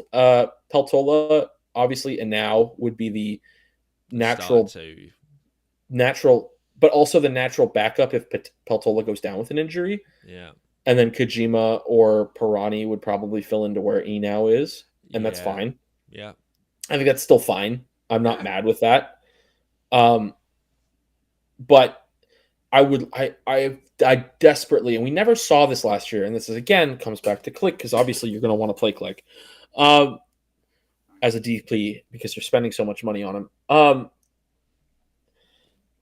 Eno and Peltola, I feel like have a chance to be a really, really, really good tandem in MLS this year. yeah. And Peltola's numbers don't look great as a midfielder because he played a majority of last year as a damn center back. And I would Yes, rather him not do that this year. And that's not because I don't think he can't do that. I just really want him slightly further up the field as a traditional six. I want him to spread the ball around from that deep position. I don't want him to be in a back line worrying about having to make tackles. no, I want him I want him to make tackles as he's pressing, and I want him to make tackles and interceptions through the midfield. I don't necessarily want him, in line with Bartlett and Rowles yeah, making, holding the offside line. no. He's just, Uh, he's not a centre back. no, he's not, and he's somebody who can, and Yeah, that's great. I think he should be the sixth center back on the our last roster. resort. Yeah, if he's playing at center back, that's not good. No, But yeah, yeah. So we got that opening game against Toronto. How do you feel? It feels again, like we just play it's the them. same guys every year. Yeah, Honestly, this it was the opener schedule 2 years ago. it's consistent, and all that Next year it's going happens to be is New just England. flips. It just flips around in terms of whether you're playing them home or away at that time. It's Right. just We haven't had an opening game that was away from home in like 3 or 4 years now. yeah, We were home against Toronto 2 years ago. Last year we were home against um New England, and I think the year before that we New were like England. like So it all was the way back Toronto the 2021. year before. 2021, I think it was New York City at home as well. Like I feel like we've been at 20 home to start the season for like the entire 2020s. Yeah, 2022 was against Charlotte. That was home. That Yeah, was their first ever game. 2021 was 2021 New York City. City. Yeah, Yeah. And then 2020 2020 we was were home against home Colorado. home against Colorado, and then we played home against Miami, and then the world shut down. Yeah, Um, 2019. that We was were away. no, we were at home. So that's like 6 years of being at home on the first game. That's wild. That's Yeah, weird, isn't it? 2018 was the last time we opened away from home, and that was against Orlando. But that I was think we the need to year be that Audi Field was being built. right. That was being built, so we had So such a that front. doesn't count. Yeah, yeah. It's. I think people are like, that's a slightly warm weather city. They should play winter games, Yeah. and that's why we do that. But that's weird. 2017 Um, home. yeah. There we go. 2016. 2016 was the last The real first, away the game. last true away opener, So and that was against LA Galaxy. 9 years ago. 9 years ago. 9 years. I mean, That that's is fine. I don't. crazy. I love the February home games. As a larger guy, they're great because you get to bundle up, you get to be warm. They're not Yeah. sweating, and that away game in July can go. That can be the thing. We can go up north and play New England in August, which we do this year. Yeah. I'd rather do that than play New England away in February. So Well, here's something for you. The okay, last 3 years opening fixtures, we've we're scored 3 wins goals. and we've won. Yeah, Yeah. it's 3-0, 3-1, and 3-1, right? Or did we shut out No, New we've had a England? 3-0, which was the Charlotte game. Charlotte first game. Yeah. Then Toronto 3-2 because Ted scored that last minute winner. Yes. Yep. You're right. Yeah. And then 3-1 last year against New England. Yep. So Wild. And Benteke hat trick in that New England game. All right. Do you want to get to fan questions and then we'll get out of here because we've been on for almost 2 hours as I usual. mean, it's been a good 90 minutes so far. I just want to go through. So I'll just rattle off some headlines. Obviously, we talked about the Borough striker Emmanuel Latelat, $18 million fee, rising up to a further $2 million if that happens. The only criteria on that is Middlesbrough have asked to find a replacement before that move is sanctioned, which is absolutely fair. Lucho Costa and Yuya Kubo not turning up for FC preseason training camp. And a third player for FC Cincinnati. There's 3 players currently holding out for FCC. That's a little wild. I don't know what's Yeah. going on. That's a good team with a good coach. I don't Yeah, know. dressing room gone. San Jose making some big moves. Obviously, I think Bruce Arena's now their head coach. Yeah, Bruce Arena's their head coach. They got Joseph Martinez, which you've listed up there, but they've made some pretty big signings elsewhere as well. They have indeed. Good for them. They're a team that you want to see succeed in MLS because of they got really good support and they've just not had it. And their owner should be spending more on their team. That's the owner I would complain about if I was in their shoes like that. Yeah. Andy Nahar signed for Nashville on a 1-year deal with a option for 2026. Good for him. I'm happy he's back in the league. Yeah. We don't have. He's not someone who fits in our roster right now. I'm not mad that he's not on DC. It's going to suck to see him to actually. Well, we don't know if we're actually going to play against him because he might be injured. So you never know. Probably will be injured. Yeah. Yeah. I would like to play against him, but we'll see. Yep. Then there was the new rules that have been brought in for out-of-pocket funds for player trades. That's an interesting one. Here's everything you need to know about that rule. Effectively, every MLS team can make 2 signings from within the league that are effectively like if they had signed someone abroad. Everything is the same. Normal transfers. It's just a normal internal transfer, but you can only sell 2 and you can only buy 2. Yeah. Using that mechanism each year. Yeah. But again, it all applies the same. So if you're going to spend $15 million on like an Evander or Luciano Acosta, who are the 2 names getting thrown around in that regard, they're going to be designated players, obviously. Yep. And that $15 million is not going to hit the salary cap. But it's the same deal as it's effectively like if Peglo was playing for NYCFC. Yeah. The caveat, which I think is interesting, is if you do make a transfer and the player is either a DP or a U22 player, you have to hold on to the tag. Yeah. You can't change it during that initial contract term.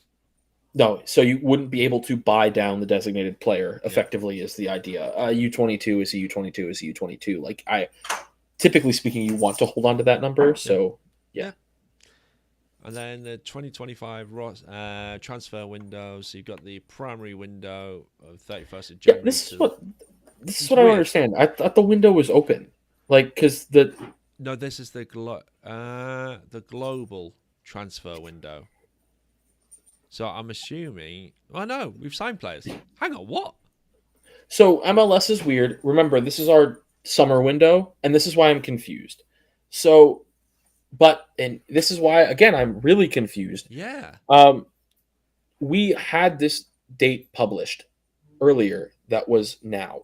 Yeah. Um, and and so yeah, I just don't get why are we supposed to pause till the 31st now? Like, I don't get it. I don't get it. It is what it No. is. Very weird.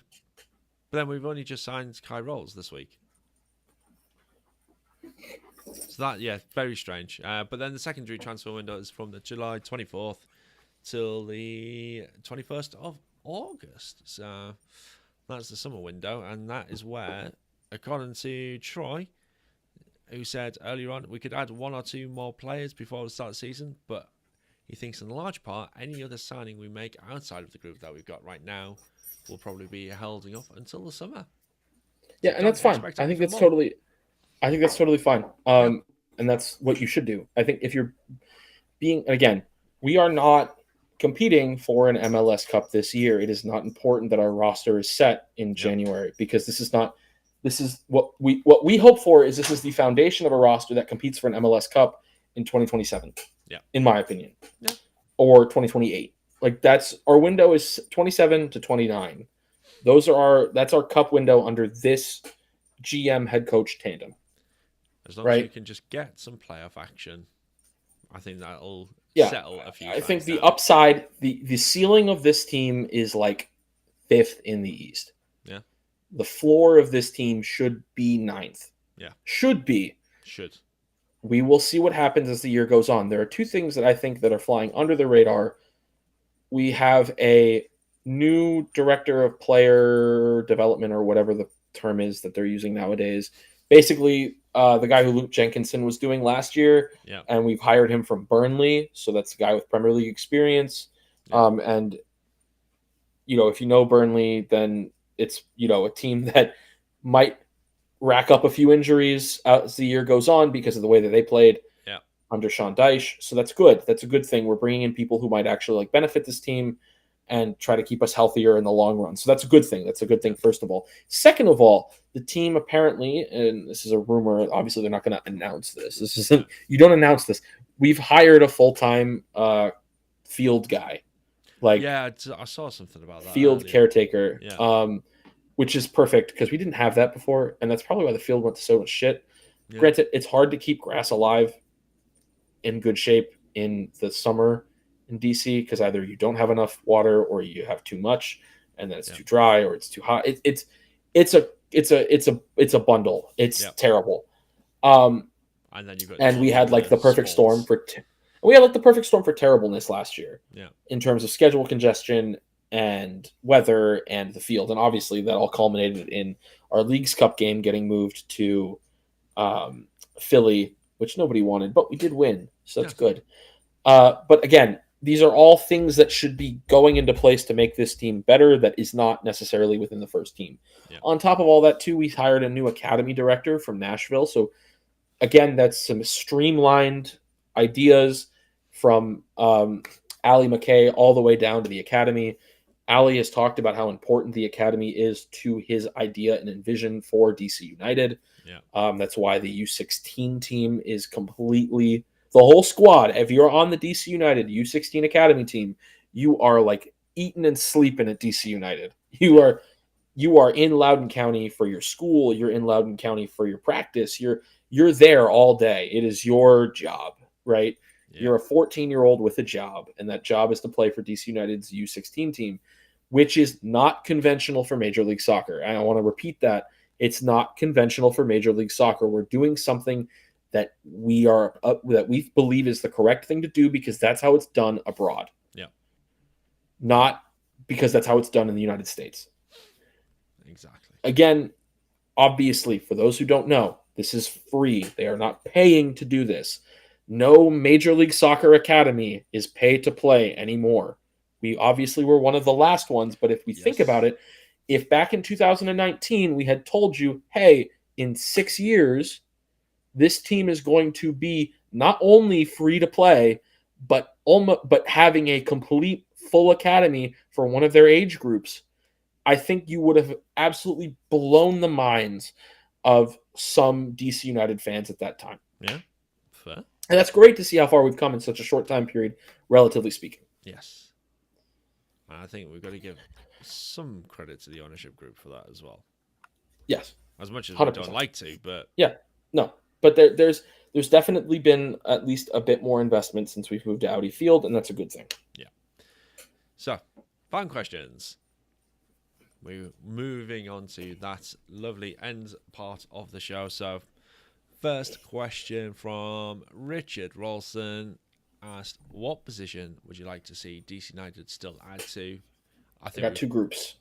Yeah, two groups. The center mids. I want a center mid, and I want a center back. Ideally, I'd like someone like Boris Enau in center mid, or someone like Matty Peltola. Pick and choose. Yeah. We need a 6 or we need an 8. Someone to add depth to one of those two spots so that when one of the two goes down, we're just moving some pieces around and it's okay. Yeah. And then obviously at center back, we got 4 on the roster right now. Antley can be our 5th. Peltola would be our 6th. But we saw how tactically fluid Troy was last year. I'm assuming that's going to stick around. I would like for it to stick around. I think this team actually played better when we were a little bit more tactically fluid. Again, completely different group, though. We cut 13 players. We've added 10. Yep. So there's a lot of space in this team to move around. Yeah. And because of that, I think one more center back would be great. Just because that allows us to play 3 at the back if we want to. But I think those are the two groups. I don't think we need to add to the outside, and I don't think we need to add to the forwards. For me, I agree with the centre mid.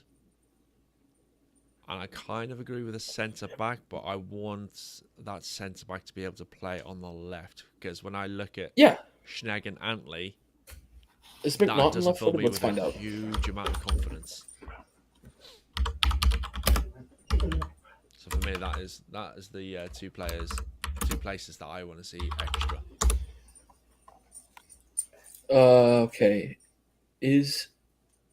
So Lucas McNaughton is a right-footed center back as well. So, yeah. Well, I mean, we've got Bartlett, Tubbs, Rowles, and McNaughton, and then I guess Antley would be left-footed. But again, I don't think Antley is necessarily our second strings left-footed center back. I think we would just play McNaughton instead of Rowles in that situation. Yeah.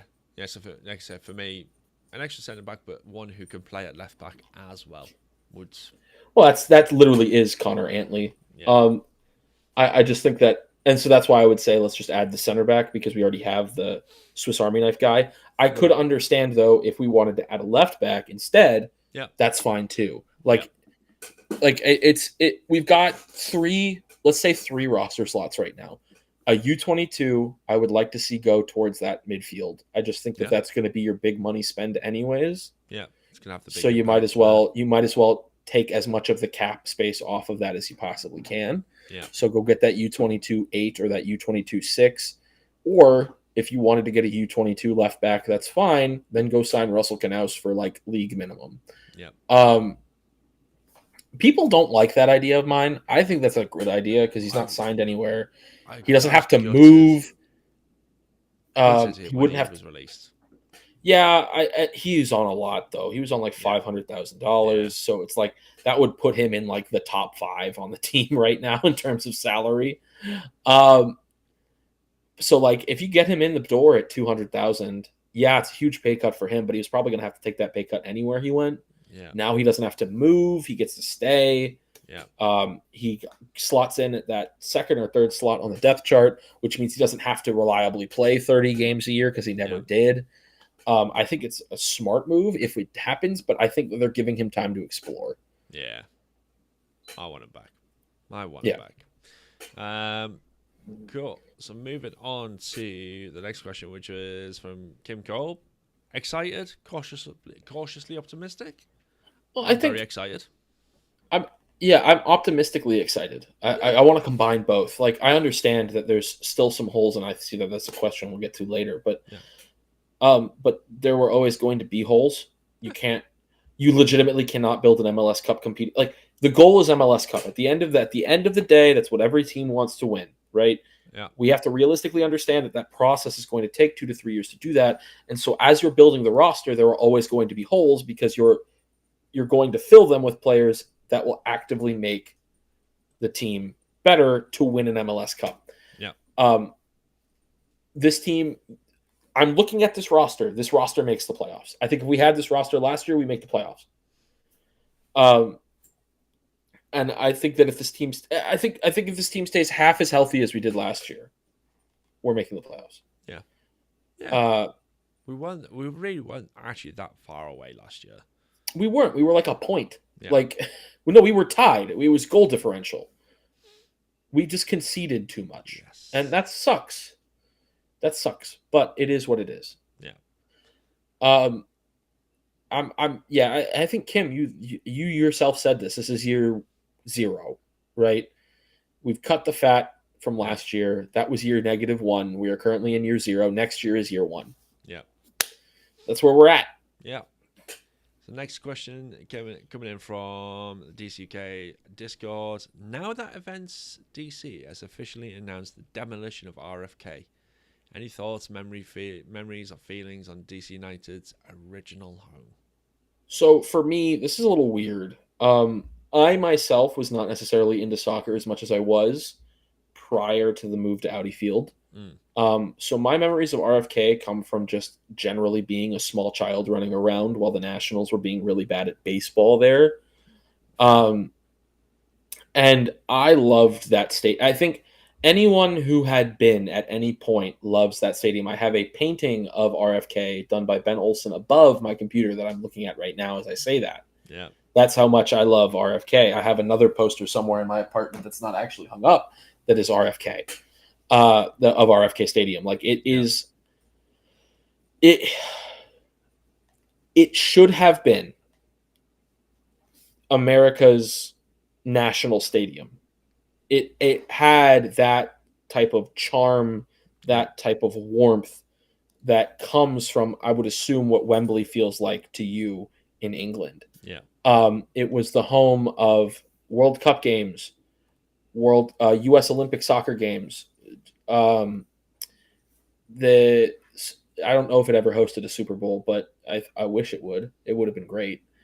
But it is this, for I think every DC area resident will say RFK Stadium holds a special place in their heart, and to see it go is sad, but the future at least looks very promising for that area. Hopefully we'll be able to get a new stadium there, a stadium that's big enough to host major events like a World Cup final in the future, or and a Super Bowl and an Olympics, even though DC will never host an Olympics, which sucks, but we're the only major capital city in the world never to host one.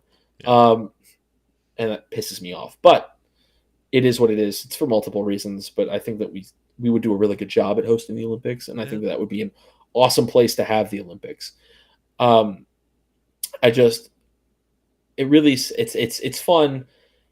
It's fun that there's promise in the future, but it's sad that we're losing a stadium that had character, and too often stadiums that are built nowadays have none. Yeah. They're very, very, very clean. They're very, very, very corporate. It's like, this is your glass area. This is your metal area. Yeah. This is your tile area. RFK was everything but that. It was grimy concrete. This is Well, and even in its heyday, like before that, it was like it was this beautiful architectural achievement that is impossible to recreate nowadays, just from the legal ramifications it has.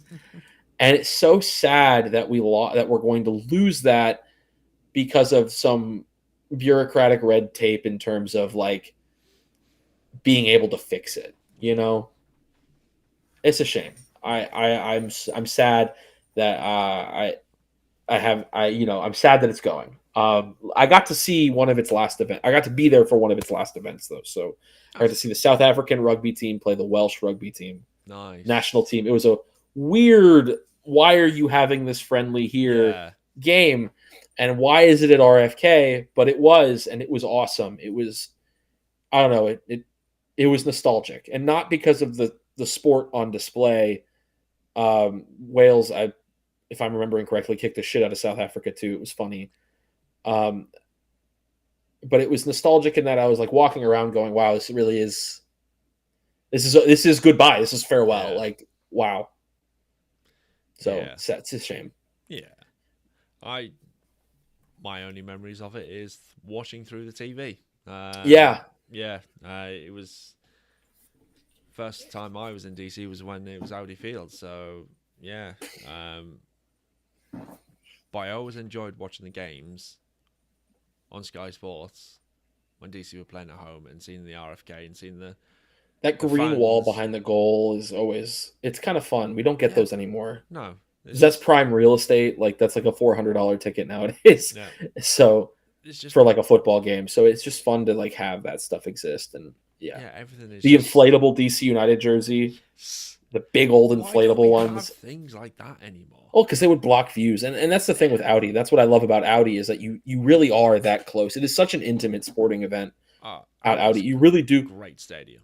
Yeah, I it sucks, and I'm happy that Audi is a great stadium because it is such a hard legacy to live up to at RFK. Yeah. And people will complain about Audi, ad nauseum about this and that or this and that. But I think that's what made RFK so good is that its imperfections were perfect. Yeah. And I feel that that is the case with Audi. It's just not old yet. You know what I mean? Yeah. And when you look at stadiums and people and the stadiums that are talked about, it's always the ones that have got like this random pillar and the seat is behind it, so you don't actually get to see the game or Right. anything and things like that. You just It's what Camden Yards does so perfectly in Baltimore. And people talk about baseball stadiums all the time. And I don't know if you've ever had the privilege of going to Camden Yards. It was made in the 1990s. It was built in the 1990s. But when you are sitting in Camden Yards, there are seats where you are like, there's no way this was 1990. This had to be made in the 1905. Like yeah. they did such a good job of utilizing their space to create to just make it feel right and Yeah. real. And you don't get that at Nats Park. Like, and I know that's really niche for my abroad listeners who don't get it. Nats Park and Camden Yards could not be more different. And everything that's great about Camden Yards is not good about Nats Park, in my opinion. I have drastically different opinions about both stadiums. Fair. Well, last question. There are so many question marks about this team. I think we need to be all realistic about that. It could soar or it could fall flat, depending on which assumptions or gambles pay off. What part of the new regime and team are you feeling best about? I'm feeling really good about this team's depth in the forward position. Yeah. I think that was a big question mark and still is a big question mark from major pundits out there. Matt Doyle wrote that our biggest need in the transfer window right now is chance creation, while also failing to address that we signed João Peglo. Yeah. And I think that is in and of itself a little weird. I think I'm feeling the best about that. I think we've got players like Peglo. We've got Stroud had 7 assists last year. He led our team in assists. I think Peglo could easily have 7. Yeah. Right? And if they both have 7, that means we've scored 14 goals. Yeah. We only scored 50 last year, so that's 20% of our total, over 20% of our total goals right there from 2 players providing chances. I think Pirani, if he continues to step in the way that he's stepped, will have an increased year next year. And I think Leal, adding to that, is like our hired assassin for this year, our mercenary, to try to really get some goals involved in there. And obviously all of that could come crumbling down on week 1, and we'll find out. Yeah. And I'm scared for if this team does start flat. And if this team does get off to the start flat, it's going to be how does the adversity shape this team going into the summer and then going down the stretch towards playoffs. Keep in mind, we've won our season opener I want to say for the past 5 years. Yeah. I think since 2019 we've won the home opener, and we haven't made the playoffs since. We lost to Colorado. That's a lie. We lost to Colorado in 2020, 2-1. Kai Kamara scored. Yeah. And that would be the last season opener that we lost, if I'm not mistaken. So we won 2021 against NYCFC. We beat Charlotte 3-0 in 22. Yeah. We beat Toronto, we beat New England, and we'll be playing Toronto to start this year. And so I don't know if it's a good thing if we win the first game, because clearly we don't make the playoffs when we win the first game. It just doesn't matter. It just doesn't. So, but, people want this team to be in a different spot than it is, but I think we have to be realistic in that this is still a growing roster. Yeah. We tore down the house that was built under Dave Casper. This is the foundation of Allie McKay's house. Yeah. We will see what Allie McKay's house looks like when it's done, and if it's pretty looking, then we'll probably be pretty happy with it. Yeah. Hopefully it's not ugly looking like Dave Casper's was. I was hoping we were going to get through the whole show without mentioning that name. I think I've already mentioned it once, though. Or maybe I said the previous regime. Previous, yeah. You didn't actually mention. Yeah. You've not mentioned. I don't care. I'm going to say it. I don't care. Yeah. Dave Casper built this ugly ass McLean McMansion that threw on 15,000 additions towards the end just to try to make more space happen. And right now we've got Allie McKay, and it looks like he's laying the foundation for a very, very, very pretty Art Deco type building. And we'll see. Maybe it'll be like a Frank Lloyd Wright prairie that's like beautiful, like a falling waters type thing with the cantilever beams and whatnot. Sorry. I went to college for this kind of thing, so I know way too much about architectural history. But I think that there's some stuff in this roster that's looking very, very, very tasty. And if I were a fan, I'd be buying stock. Schnegg, look like let's just go play. Let's look at the roster right now. We've got obviously our goalkeeper situation. We've talked about that. We've got a really, really hot prospect as our number one. That's going to be great to watch, fun to watch. He's somebody who plays the ball very well from the back. It's like a player we've not had on this team in a very long time. We all thought Tyler Miller could be a distributor. He was not. Bono was obviously not that guy. He was a shot stopper, and we were like, shit. Here's a guy who can legitimately spray that ball all around the field wherever he wants to go with it. That's fantastic. He's coming from the K-League, and for those who don't know, the K-League is still a very competitive league in Asia. It's up there. That's a good league to be pulling players from. That's a totally fine MLS transition. On our outside back, we've got David Schnegg and Aaron Herrera. We've got an all-star in Aaron Herrera. We've got David Schnegg, who played fantastic in the second half of the season. Yeah. We've got Lucas Bartlett, who we all agree, starting caliber center back in MLS. Great in the air. His again, high floor, low ceiling, but he's going to be solid. We know he's going to be solid. Right next to him, we've got a World Cup center back. Yeah. A guy who played in a World Cup in Kai Rouse. Can't be happier with that back line. No. On February 22nd. That's a great back line. In the midfield, starting, we've got Matti Peltola, who plays for Finland regularly now. Boris Enau, who has scored goals for Cameroon at the international level. Yeah. And I think will probably be taking our free kicks. That's the kind of guy I think he is. Opening goal for Cameroon.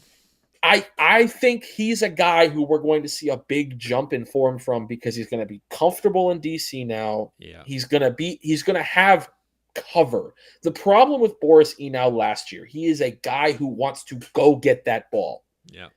We lose possession, he's after it. He wants that ball. But when he ran up to get that ball last year, there was nobody behind him. Nope. Because our team at the time, the players in their positions were told to stay forward and then decided that, defending, that's not my thing. I'm not going to name names. They wore number 43. Now, Matti Peltola would have to play center back in that situation because we had nobody playing back there anyways. Now he's going to be playing, hopefully, a more traditional 6 role, which will allow Boris Enau to run up that field and win that ball. And if he's not successful, Matti Peltola is there to clean up his mess. Yeah. And that's going to make Boris Enau look very good. I think Boris Enau is going to have a good year. I'm excited to see Boris Enau. I want him to have a good year because I love watching that guy play. If he gets your blood going. He's somebody who he'll go out there, he'll crush someone on a tackle, and you go, "That's our guy. That's our guy." I'm excited to see that. On our wings, we got Ted Kude Pietro when he's healthy, and when he's healthy, we were talking about him being one of the best American young prospects in the world when he's healthy. Right? One of the best. Yep. He was very obviously not on his game last year. I think he comes back. He got a big contract this offseason. I think he's ready to come back. As soon as he signed that big contract, by the way, he doubled his goal output from the previous first half of the season to the second. It was a very low bar. It was a very low bar, but he did it. So it's an indicator to me that he's ready to go this year. Obviously, he's got a shoulder injury. He's still recovering from that. I want him to come back healthy, all guns blazing.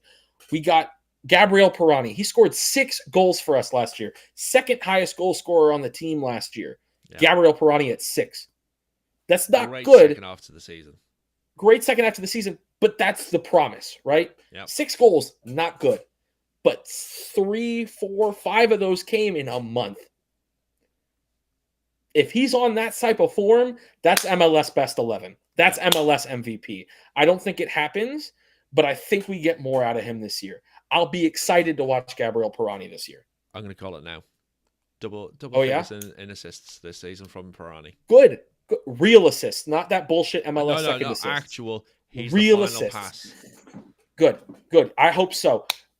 On the other side, and that's not even I wouldn't even say those are necessarily our starters, because we've got Jared Stroud coming back off of a career year in assists last year. Yep. Last year was his career year. If last year's the career year, imagine what he's going to do this year when he's got Joao Peglo on the other side of the field, actively taking up space and actively forcing defenders to cover him. That's a guy who, yes, doesn't have the goals, doesn't have the assists in Poland's top division, but he's a Brazilian player who played and won a Youth World Cup. He's the highest decorated player in our team because he's won a World Cup at the youth level. He has. He won that with Brazil. Who were his teammates on that, might add? Oh, ever heard of a guy named Thales Magno? He kind of ruined us for a couple of years over there at NYCFC. He's in the team now. This is his teammate. He outscored Magno at that World Cup, mind you. Just want to point that out. Yeah. That's the ceiling of this guy. The ceiling of this guy is a guy who was one of the best players in Brazil's youth academy, Brazil's youth national teams, while he was on top form. His problem, he's moved around a lot. Yeah. I really hope he can make we can make a home for him in DC for the next 2-3 years so he could take that next step and we sell him on to a top 5 league in Europe. And we're all happy with a couple $1 million we get to cash in our pockets. And then that leaves us with our 2 strikers up top in Christian Benteke. Read the shirt, everybody. Yep. If you're listening online, it says Golden Boot. It's the Golden Boot winner of 2024 is back again, even if he regresses. Because that was literally his career year in terms of goals. Best he has not scored more goals in his career than he did for DC United in 2024. If he regresses, even marginally, I think that's okay because it likely means Randall Leal is the one cleaning up his mess.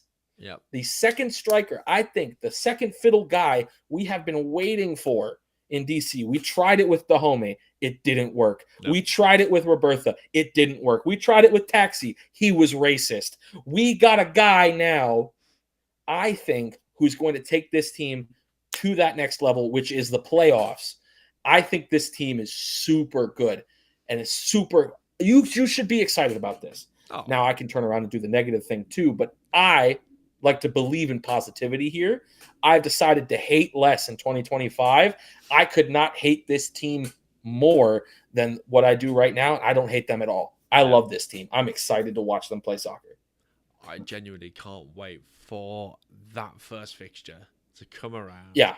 And I'm sat here, I'm doing my stream, watching along with everybody else, and just shouting. I have been invited to a birthday party.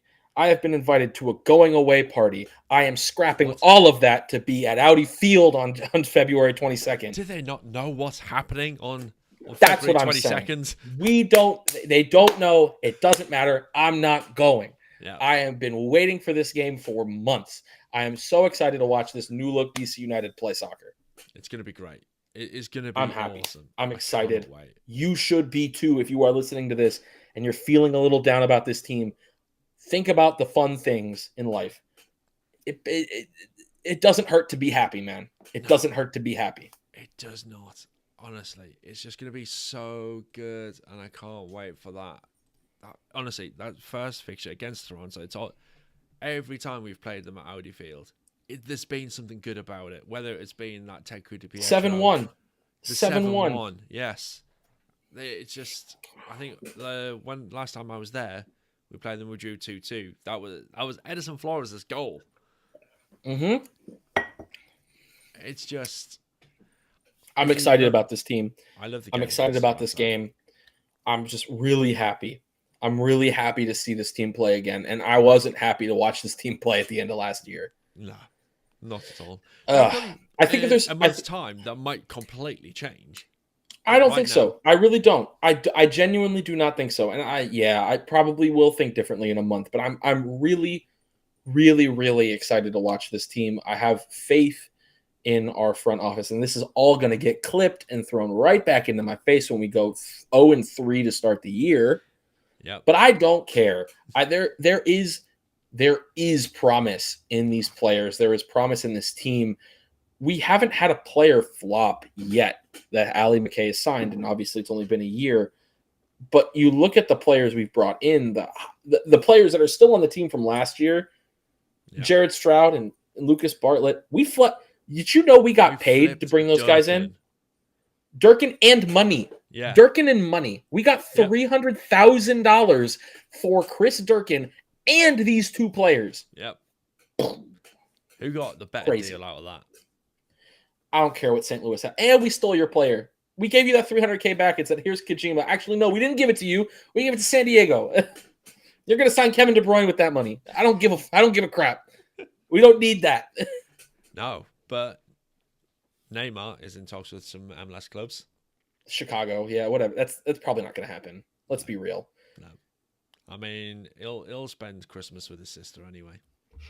Exactly. He's going to be injured. Actually, maybe playing in the summer is the smart move because his sister's birthday is in the fall. It is, yeah. It's So always, yeah. He's not going to get injured for that. Maybe that's the key. Yeah. Maybe that's And it why doesn't he wants matter. to come to MLS. So he doesn't have to make That's totally it. excuses. That and $100 million Yes. of guaranteed salary. Yeah. Because that's what. All right, let's wrap up. Indeed. Well, to those who actually stayed throughout the entire show and watched, thank you very much. If you're listening to this and you've listened to 2 hours of us rambling on, fair play. Fair play. Congrats, man. Yeah. I'm not even going to listen to 2 hours of us rambling. I applaud you right now. Well Should done. we do a code word? Should we do a code word? Dave Casper. Yeah. Oh, God. I don't need that. Yeah, code word Dave Casper. Send it to us. That way we know you listen the whole way. That's the code word. Yeah. It doesn't get you anything. It just gets you respect points. Indeed. And actually, if you're able to leave a rating and a review and use the word Casper, I will personally shout you out in the next episode. And on Spotify, leave the comment. Leave a comment on Spotify and say Dave Casper in the comment section on Spotify. Wherever. That exists now. If you scroll down, that exists. You can leave comments on there. It's great. Not that I've ever had anyone do it on Spotify, so you could be the first. Exactly. That's why I'm saying you gotta leave the comments. Indeed. Cool. Well, once again, thank you everyone. You know where to find us. We've mentioned it before. Come and find us on social media, except Twitter because I'm phasing that out. Yeah, I am too. There's nowhere to find me right now. If you know me, you know me. If you want to get to know me, try to find me. I will happily have a conversation with anyone. Yeah. I don't really care. Yeah, Blue Sky's the new thing at DCNightKingdom.com. It's actually using. I'm off all those apps. I'm leaving the algorithms. I'm leaving the algorithms in 2024. That's my plan. Nice. Yeah. Good work. I applaud you. I say that, and I'm gonna go scroll Instagram Reels for 3 hours after this. So yeah, nice bit of doom scrolling. Yeah. Yeah. Get your exactly content fed to you. Yep. Exactly. Anyways. Anyway, it's been great chatting as always. Indeed. I gotta go too. So thank you very much, everyone. Peace. See you.